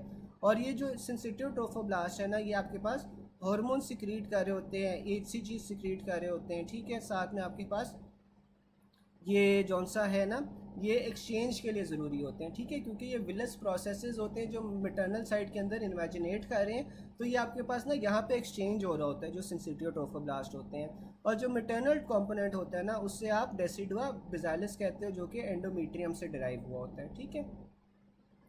अच्छा, अब उसने डेवलपमेंट ऑफ प्लेसेंटा में क्या बताया हुआ है कि placenta develops from chorion frondosum and decidua basalis, ठीक है। तो ये जो है ना आपके पास कोरियन फ्रंटोजम और डेसिडुआ बिजालिस से बन रहा होता है। अब जो कोरियन फ्रंटोजम होता है ना, that is the fetal placenta, ठीक है। और ये जो कोरियन फ्रंटोजम है, that further divides into cytotrophoblast और सिंसिटियोट्रोफोब्लास्ट, ठीक है, which develops from the same blastocyst that from the fetus. और मैटरनल प्लेसेंटा आपके पास डेसिडुआ बिजालिस बन रही होती है। फिर आपके पास आ जाते हैं fetal component of placenta is formed from. तो जो फीटल कंपोनेंट है वो आपके पास कोरियन फ्रंटोजम से बनता है, और कोरियन फ्रंटोजम जो सा होता है फिर वो साइटोट्रोफोब्लास्ट और सिंसिटियोट्रोफोब्लास्ट बना रहे होते हैं। फिर आपके पास आता है HCG produced in late pregnancy by syncytiotrophoblast और फीटल एंडोथीलियम। तो सिंसिटियोट्रोफोब्लास्ट जो सा है ना, वो फीटल कंपोनेंट का सबसे बाहर वाला पार्ट था, और साथ में आपके पास जो फीटल एंडोथीलियम होती है वहाँ से आपके पास ये HCG बन रहा होता है। Placenta acts as a barrier for prevent mixing of maternal और fetal blood. Placenta in normal state does which of the following, तो आपके पास वो मिक्सिंग बचाता है। Which what is the fetal component of placenta providing most nutrition and gas exchange possible, तो आपके पास वो साइटोट्रोफोब्लास्ट होता है। फिर आपके पास during last trimester of separation of mother and fetus, तो आपके पास ये फीटल एंडोथीलियम और सिंसिटियोट्रोफोब्लास्ट जो है ना, वो आपस में सेपरेट कर जाते हैं, जिसकी वजह से आपके पास प्लेसेंटा जो सा होता है वो अलग हो जाता है या सेपरेट हो जाता है, ठीक है। फिर आपके पास during regarding human placenta separates from uterine wall due to rupture of uterine muscles.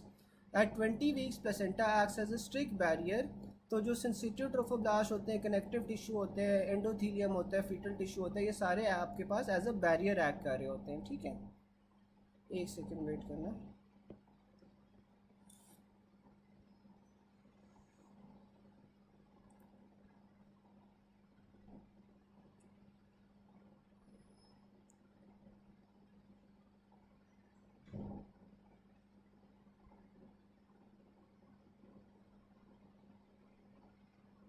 अच्छा, फिर आपके पास ना आ रहा है, pregnant lady presented with lower abdominal pain on ultrasound placenta attaches to myometrium but not penetrate through it. तो ये आपके पास प्लेसेंटा अक्रीटा आ जाता है, ठीक है। अब सबसे पहले आपके पास प्लेसेंटा प्रीविया आता है। प्लेसेंटा प्रीविया में आपके पास क्या होता है, it is a condition when placenta attaches in the lower part of uterus, ठीक है। तो जो प्लेसेंटा है ना, वो यूट्रस के लोअर पार्ट के ऊपर अटैच हो रहा होता है, जिस वजह से इंटरनल ऑस जो है ना वो कवर हो गया है। अब इंटरनल ऑस कवर हो जाएगा तो फिर आपके पास क्या होगा, आपके पास इसमें प्लेसेंटा प्रीविया हो जाएगा। It is classic cause of third trimester bleeding, इसकी वजह से आपके पास थर्ड ट्राइमेस्टर के अंदर ब्लीडिंग होती है। Ectopic pregnancy is classic cause of bleeding in first trimester, ठीक है। फिर आपके पास प्लेसेंटा अक्रीटा, प्लेसेंटा इंक्रीटा और प्लेसेंटा परक्रीटा आ जाता है, ठीक है। प्लेसेंटा प्रीविया में तो सिंपली क्या हुआ है कि जो प्लेसेंटा है ना उसने इंटरनल ऑस को कवर कर लिया है, इंटरनल ऑस को कवर करने की वजह से थर्ड ट्राइमेस्टर में ब्लीडिंग होती है। फिर आपके पास आ जाता है प्लेसेंटा अक्रीटा। अब जो प्लेसेंटा अक्रीटा है ना इसमें क्या होता है कि जो प्लेसेंटा है वो मायोमीट्रियम के अंदर इम्प्लांट हो गया, ठीक है, सुपरफिशियल एस्पेक्ट ऑफ मायोमीट्रियम, लेकिन डीप इन्वेजन नहीं हुई। जो इंक्रीटा होता है, इंक्रीटा में क्या होता है कि आपके पास डीप पार्ट ऑफ मायोमीट्रियम के अंदर प्लेसेंटा इम्प्लांट हो जाता है। जो आपके पास प्लेसेंटा परक्रीटा होता है, परक्रीटा में क्या होता है कि पूरा के पूरा यूट्राइन वॉल को जो है ना वो इम्प्लांट हो जाता है प्लेसेंटा, ठीक है। फिर आपके पास पहला एमसीक्यू आ रहा है, placenta attaches but not invades the myometrium, तो ये आपके पास प्लेसेंटा अक्रीटा है। Glucose transport across the placenta आपके पास किस तरह होती है, फैसिलिटेटेड डिफ्यूजन से होती है, क्योंकि ग्लूकोज आपने बच्चे तक भी पहुंचानी है और ये डाउन द कॉन्सेंट्रेशन ग्रेडियंट होगी ना, क्योंकि बच्चा यूटिलाइज करे जा रहा है ग्लूकोज और मदर में ज़्यादा ग्लूकोज है क्योंकि वो खाना वगैरह खा सकती है, तो ये आपके पास फैसिलिटेटेड डिफ्यूजन से होता है। About human placenta get separated when there is rupture of uterine muscles.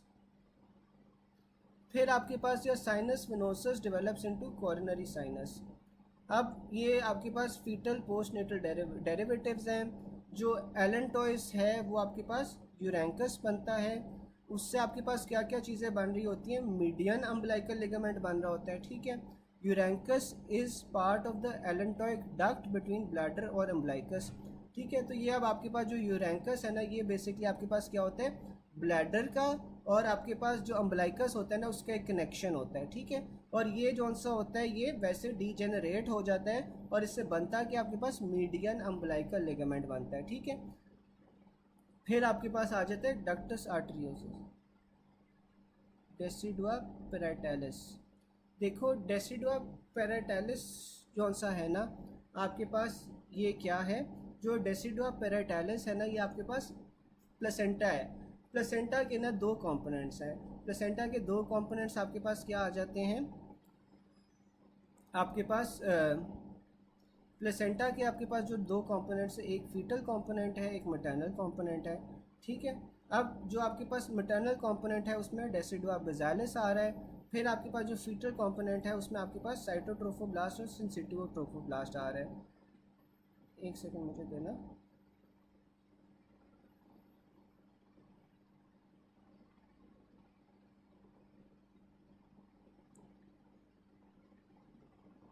अब जो आपके पास डेसिडुआ पेराइटैलिस है ना वो आपके पास वो वाला पोर्शन होता है जो कि आपके पास यूट्राइन वॉल के साथ जौन सा होता है ना वो लगा होता है, ठीक है।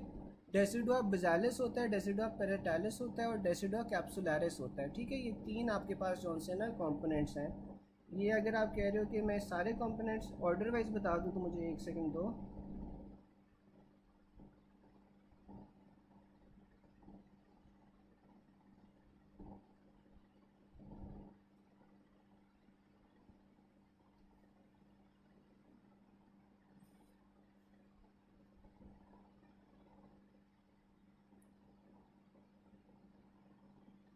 अच्छा, अब आपके पास ना सबसे पहले आ जाता है डेसिडुआ बेजालिस।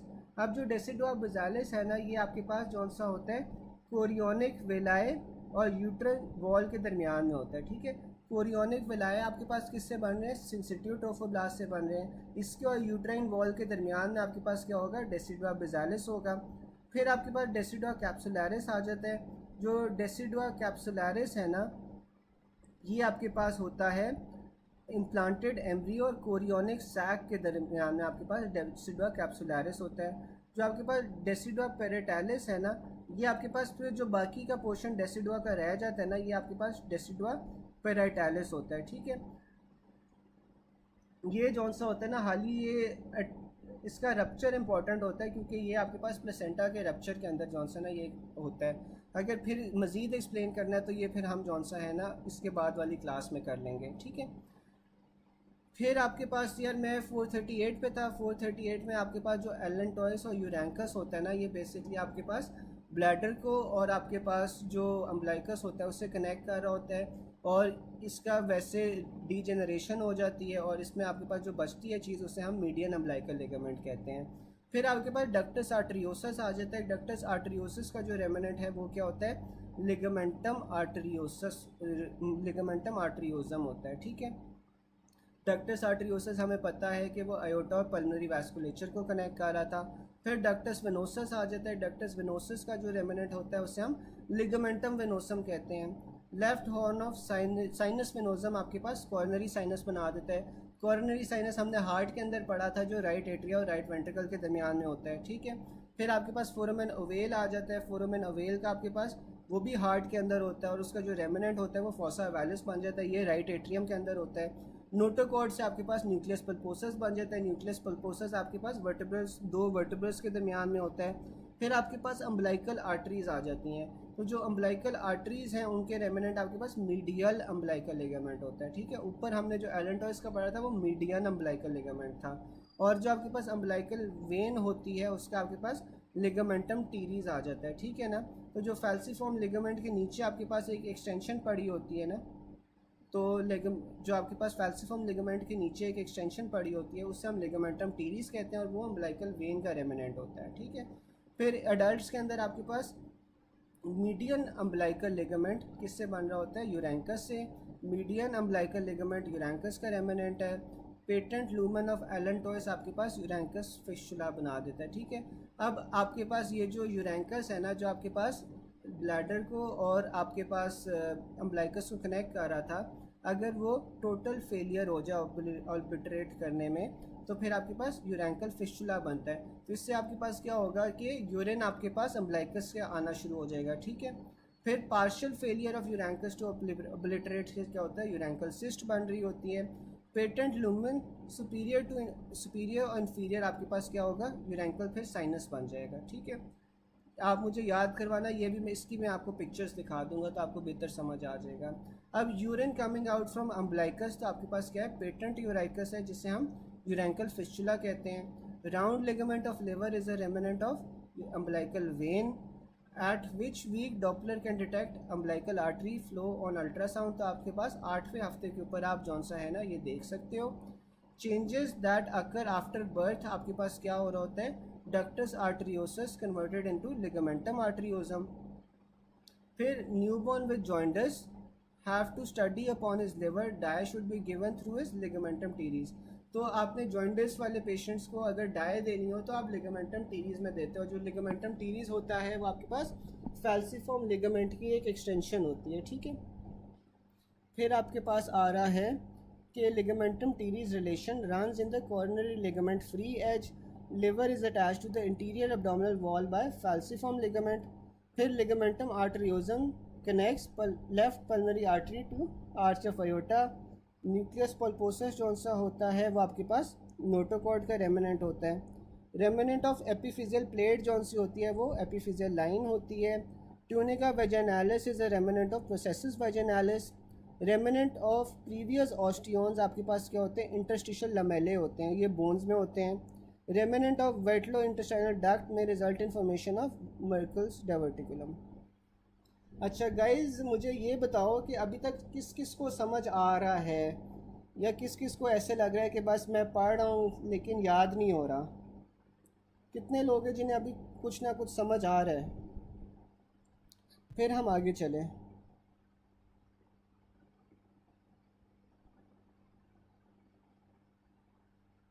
क्योंकि आई नो इसमें काफ़ी सारी ऐसी चीज़ें हैं जो रट्टे वाली हैं, और स्पेशली इस स्टेज के ऊपर हम एम्ब्रियो इतना पढ़ते भी नहीं है कि हम एक एक चीज़ का कॉन्सेप्ट बना सकें। तो अभी तक मुझे बताओ यार किस किस को समझ नहीं आ रहा।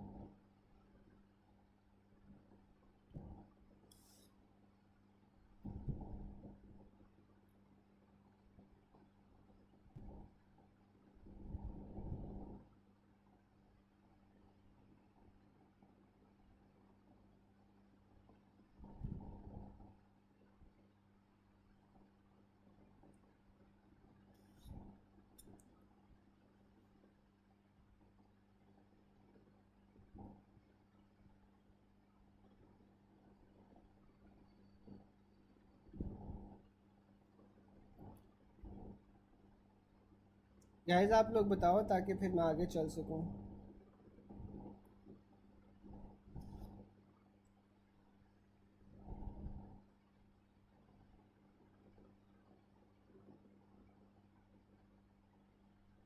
थोड़ा बहुत समझ आ रहा है।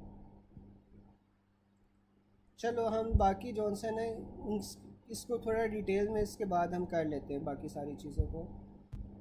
अच्छा, अब जो ह्यूमन अम्बिलिकल कॉर्ड है ना, ह्यूमन अम्बिलिकल कॉर्ड में आपके पास दो अम्बिलिकल आर्टरीज होती हैं, एक अम्बिलिकल।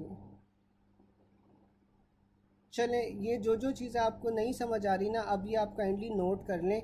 ये हम डिटेल में ना सारी चीज़ें अभी डिस्कस करते हैं, ठीक है। फिर हमारे पास ना जो अम्बिलिकल कॉर्ड है इसमें दो अम्बिलिकल आर्टरीज आ जाती हैं, एक अम्बिलिकल वेन होती है, ठीक है। जो अम्बिलिकल कॉर्ड है इसमें हमारे पास दो अम्बिलिकल आर्टरीज हैं, एक अम्बिलिकल वेन है। अब जो आपके पास फीटल सर्कुलेशन है ना, फीटल सर्कुलेशन में आपके पास क्या होता है कि राइट और लेफ़्ट अम्बिलिकल आर्टरीज़ होती हैं। जो अम्बिलिकल आर्टरीज़ होती हैं इनके पास ये डी ऑक्सीजनेटेड ब्लड होता है, ठीक है। और ये जो डी ऑक्सीजनेटेड ब्लड है ये फीटस से प्लेसेंटा के अंदर लेके जाती हैं, ठीक है। तो जो आपके पास अम्बिलिकल आर्टरीज़ होती हैं, आपको पता है कि इनमें डी ऑक्सीजनेटेड ब्लड होते हैं, जिस तरह आपके पास पल्मनरी आर्टरीज़ थी। और ये जो अम्बिलिकल आर्टरीज़ होती हैं ना, ये आपके पास फीटस से प्लेसेंटा में ब्लड लेके जाती हैं। और आपके पास एक अम्बिलिकल वेन होती है, जो लेफ़्ट अम्बिलिकल वेन होती है, राइट वाली जौन सी होती है वो डीजेनरेट कर जाती है। और जो लेफ़्ट अम्बिलिकल वेन है ये आपके पास ऑक्सीजनेटेड ब्लड लेके जाती है from the placenta to the fetus, और इसमें आपके पास हाईएस्ट ऑक्सीजन सैचुरेशन होती है, ठीक है। ये आपके पास जो 80% of oxygen saturation in fetus होती है ना, वो आपके पास अम्बिलिकल वेन में होती है। इन नियोनेट्स हाईएस्ट ऑक्सीजन सैचुरेशन कौन सी वेसल में होती है? आपके पास अम्बिलिकल वेन में होती है। Number of umbilical arteries fetus में कितनी होती है? दो होती हैं। At which we can Doppler ultrasound detect umbilical artery flow, तो आपके पास वो 7 to 8 वीक्स होता है, ठीक है। लेकिन आपने 7 को प्रेफर करना है। फिर आपके पास आता है hypospadias, it's due to defect in urogenital folds. चलें ये हम क्लियर कर लेते हैं, सारी चीज़ें ना हम क्लियर कर लेंगे। अब जो हाइपोस्पोडियोसिस है ना, ये आपके पास क्यों होता है? यूरोजेनिटल फोल्ड्स के डिफेक्ट होता है। हाइपोस्पेडियोसिस कब होता है? कि जब आपका जो यूरिन है वो नीचे से आना शुरू हो जाए, शाफ्ट के नीचे आपके पास कोई डिफेक्ट हो और नीचे से आपके पास यूरिन आना शुरू हो जाए, तो उसे हम हाइपोस्पेडियोसिस कहते हैं। और ये कब होता है? जब आपके पास यूरोजेनिटल फोल्ड सही तरह बंद नहीं होते, ठीक है। फिर आपके पास यूरोजेनिटल साइनस जौन सा होता है वो क्या बना रहा होता है? वो आपके पास ब्लैडर, प्रोस्टेट और यूरिथ्रा बना रहा होता है, ठीक है। जो यूरोजेनिटल रेजेस होती हैं वो आपके पास टेस्टीज और ओवरीज बना रही होती हैं। यूरोजेनिटल फोल्ड्स जौन से हैं वो आपके पास लेबिया माइनोरा और वेंट्रल एस्पेक्ट ऑफ पीनस बना रहे होते हैं, ठीक है। Urogenital sinus is divided into upper and lower by the cloaca. तो जो साइनस है ना वो आपके पास अपर और लोअर पार्ट्स में डिवाइड हो रहा होता है by the cloaca. Prostate markers release, sample taken from which structure. तो आप प्रोस्टेट मार्कर्स या पीएसए का जो सैंपल है वो किस तरह ले रहे होते हैं? यूरोजेनिटल साइनस से ले रहे होते हैं, क्योंकि यूरोजेनिटल साइनस से आपके पास प्रोस्टेट डिराइव हो रहा होता है। A patient with well developed breast and secondary sexual characteristics but has primary amenorrhoea, what is the cause? तो आपके पास क्या होगा? जेनिटल रिज अबनॉर्मेलिटी होगी, ठीक है, क्योंकि वहाँ से ओवरीज बनती हैं। Trigon of urinary bladder develop from urogenital sinus. फिर आपके पास जेनिटल ट्यूबरकल फीमेल्स आपके पास क्या बना रहे होते हैं? क्लिटोरिस बना रहे होते हैं। फिर आपके पास आ जाता है कि जो फोरम एंड सीकम है, forum and caecum marks the formation of thyroid. Forum and caecum आपके ना ज़ुबान के नीचे होता है बिल्कुल, और यहाँ से आपके पास जो है ना थायराइड ग्लैंड डिराइव होता है और वो फिर नीचे की तरफ जाता है। Which causes conversion of iodine in T4। तो आपके पास वो प्रिंसिपल सेल्स ऑफ थायराइड होते हैं। थायराइड ग्लैंड मीडियन रिलेशन, तो थायराइड ग्लैंड के मीडियली आपके पास रिकरेंट लेरेंजियल नर्व पड़ी होती है। A child presented with mid line swelling below the hide since 2 months after birth. तो आपके पास ये क्या होगा? थायरोग्लॉसल सिस्ट होगी। Epithelium changes shape with activity of gland. तो आपके पास जो थायराइड फॉलिकल्स की एपिथेलियम है ना ये आपके पास चेंज होती है। तो पहले आपके पास सिंपल स्क्वेमस होती है, जब आपके पास ये एक्टिविटी कर रहे होते हैं तो फिर ये आपके पास क्यूबॉइडल हो जाती है, ठीक है। फिर आपके पास आ जाता है थायराइड हार्मोन पैकिंग में कौन सा काम आता है? गोल्जी ऑपरेटस या गोल्जी कॉम्प्लेक्स होता है। Relation of superior thyroid artery lies in front of the isthmus of thyroid. Which structures lies posterior lateral of thyroid, तो आपके पास वो कैरोटिड आर्टरी आ जाती है। ठीक है, एक सेकंड देखने दो रहे कितना गया। फिर आपके पास ना थाइमस की ब्लड सप्लाई क्या होती है, inferior thyroid artery and also branches of the internal thoracic artery. ठीक है, थाइमस को इंफीरियर थायराइड आर्टरी सप्लाई कर रही होती है और साथ में इंटरनल थोरेसिक की ब्रांचेस। अब आपके पास डी जॉर्ज सिंड्रोम में उम्मीद आप लोगों को पता होगा कि क्या क्या होता है। ठीक है, इसमें डी जॉर्ज सिंड्रोम का एक जो कैरेक्टरिस्टिक होता है वो हाइपोप्लास्टिक थायराइड ग्लैंड भी होता है। ठीक है, और साथ में आपको सीवियर कंबाइंड इम्यूनोडिफिशिएंसी होती है। थाइमोमा जो सा होता है आपको पता है कि ये माइस्थीनिया ग्रेविस के साथ एसोसिएटेड होता है, साथ में सुपीरियर वीना केवा सिंड्रोम के साथ भी थाइमोमा एसोसिएटेड होता है। ठीक है, अच्छा गाइज, ये जो बाकी एमसीक्यू वाले पॉइंट्स हैं ना, ये आप लोग एक बार पढ़ लेना। इसका अभी एम्ब्रियो से तो ऐसा कोई ताल्लुक़ नहीं है, आप लोग एक बार पढ़ लेना। अगर कोई नहीं समझ आती तो आप लोग मेरे से पूछ लेना। ठीक है, हम अगला पॉइंट इससे पढ़ते हैं। फिर आपके पास आ रहा है child with history of bed wetting, 2 toilet train investigations done at one side, duplication of ureter was found. तो ये हमने पढ़ा था कि यूरेटर की डुप्लीकेशन हो रही है, यूरेटर की डुप्लीकेशन हो रही है तो एक यूरेटर जो सा है वो ब्लैडर में खुल रहा है, दूसरा यूरेटर आपके पास वजाइना में खुल रहा है। तो ये क्यों होता है, जब आपके पास यूरेटेरिक बर्ड की अर्ली डिवीजन हो जाती है ना, तो तब ये आपके पास होता है। और यूरेटेरिक बर्ड जो सा है वो बनता किस तरह है, यूरेटेरिक बर्ड आपके पास मीजोनेफ्रिक डक्ट से बन रहा होता है। ठीक है, फिर आपके पास आता है when ureteric bud fails to reach the mesonephric tap, तो आपके पास तब क्या होगा कि यूरेटर बन जाएगा, किडनी नहीं बनेगी, तो हाली ureter without kidney. Collecting system of kidneys is derived from ureteric bud. Urothelium in the following condition will have great chance to carcinoma, जब आपके पास ब्लैडर की एक्सट्रोफी हो जाएगी यानी कि ब्लैडर बाहर निकल जाएगा। ठीक है, फिर आपके पास आ रहा है child born mobile mass at lumbar region, later ही डाइड। अटॉप्सी में आपको सिस्टिंग स्वेलिंग मिली है इन द लंबर रीजन। तो आपके पास क्या आ रहा है कॉज कि ureteric bud does not meet the metanephric duct. Persistence of intraembryonic allantois will form urachal fistula. A newborn baby with extravasation of urine and mild form pubis, तो आपके पास इसमें क्या आ रहा है, एक्सट्रोफी ऑफ ब्लैडर आ रही है। Meckel's diverticulum in young children is a remnant of vitelline duct. ठीक है, उम्मीद है आप लोगों को मर्कल्स डाइवर्टिकुलम का पता होगा। फिर a newborn baby with defect है umbilical region in with defect in 3 layers of abdominal wall and intestine, तो ये आपके पास क्या होगा, गैस्ट्रोक्नीसिस होगा। गैस्ट्रोक्नीसिस अभी हम लोगों ने पढ़ना है।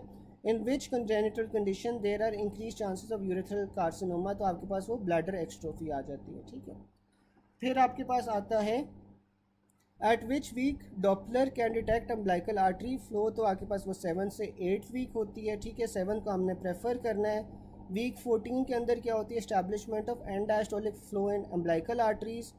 फीटल मूवमेंट जो सी होती है वो 8 हफ्ते बाद शुरू हो जाती है। और मदर में आपके पास किस कब डिटेक्ट होती है, 20th वीक में, जब आपके पास क्विकनिंग वाला फेज़ आता है। ठीक है, तो गाइज़ ये आपके पास एम्ब्रियोलॉजी है। ठीक है, मैं आप लोगों को ग्रुप पे टाइमिंग कंफर्म कर देता हूँ जो मीट का सेशन हम रख रहे हैं। ठीक है, उसके अंदर हमारे पास जो बाकी सारी चीज़ें ना समझने वाली वो हम एम्ब्रियो की एक बार कर लेते हैं। ठीक है गाइज़, अल्लाह हाफिज़।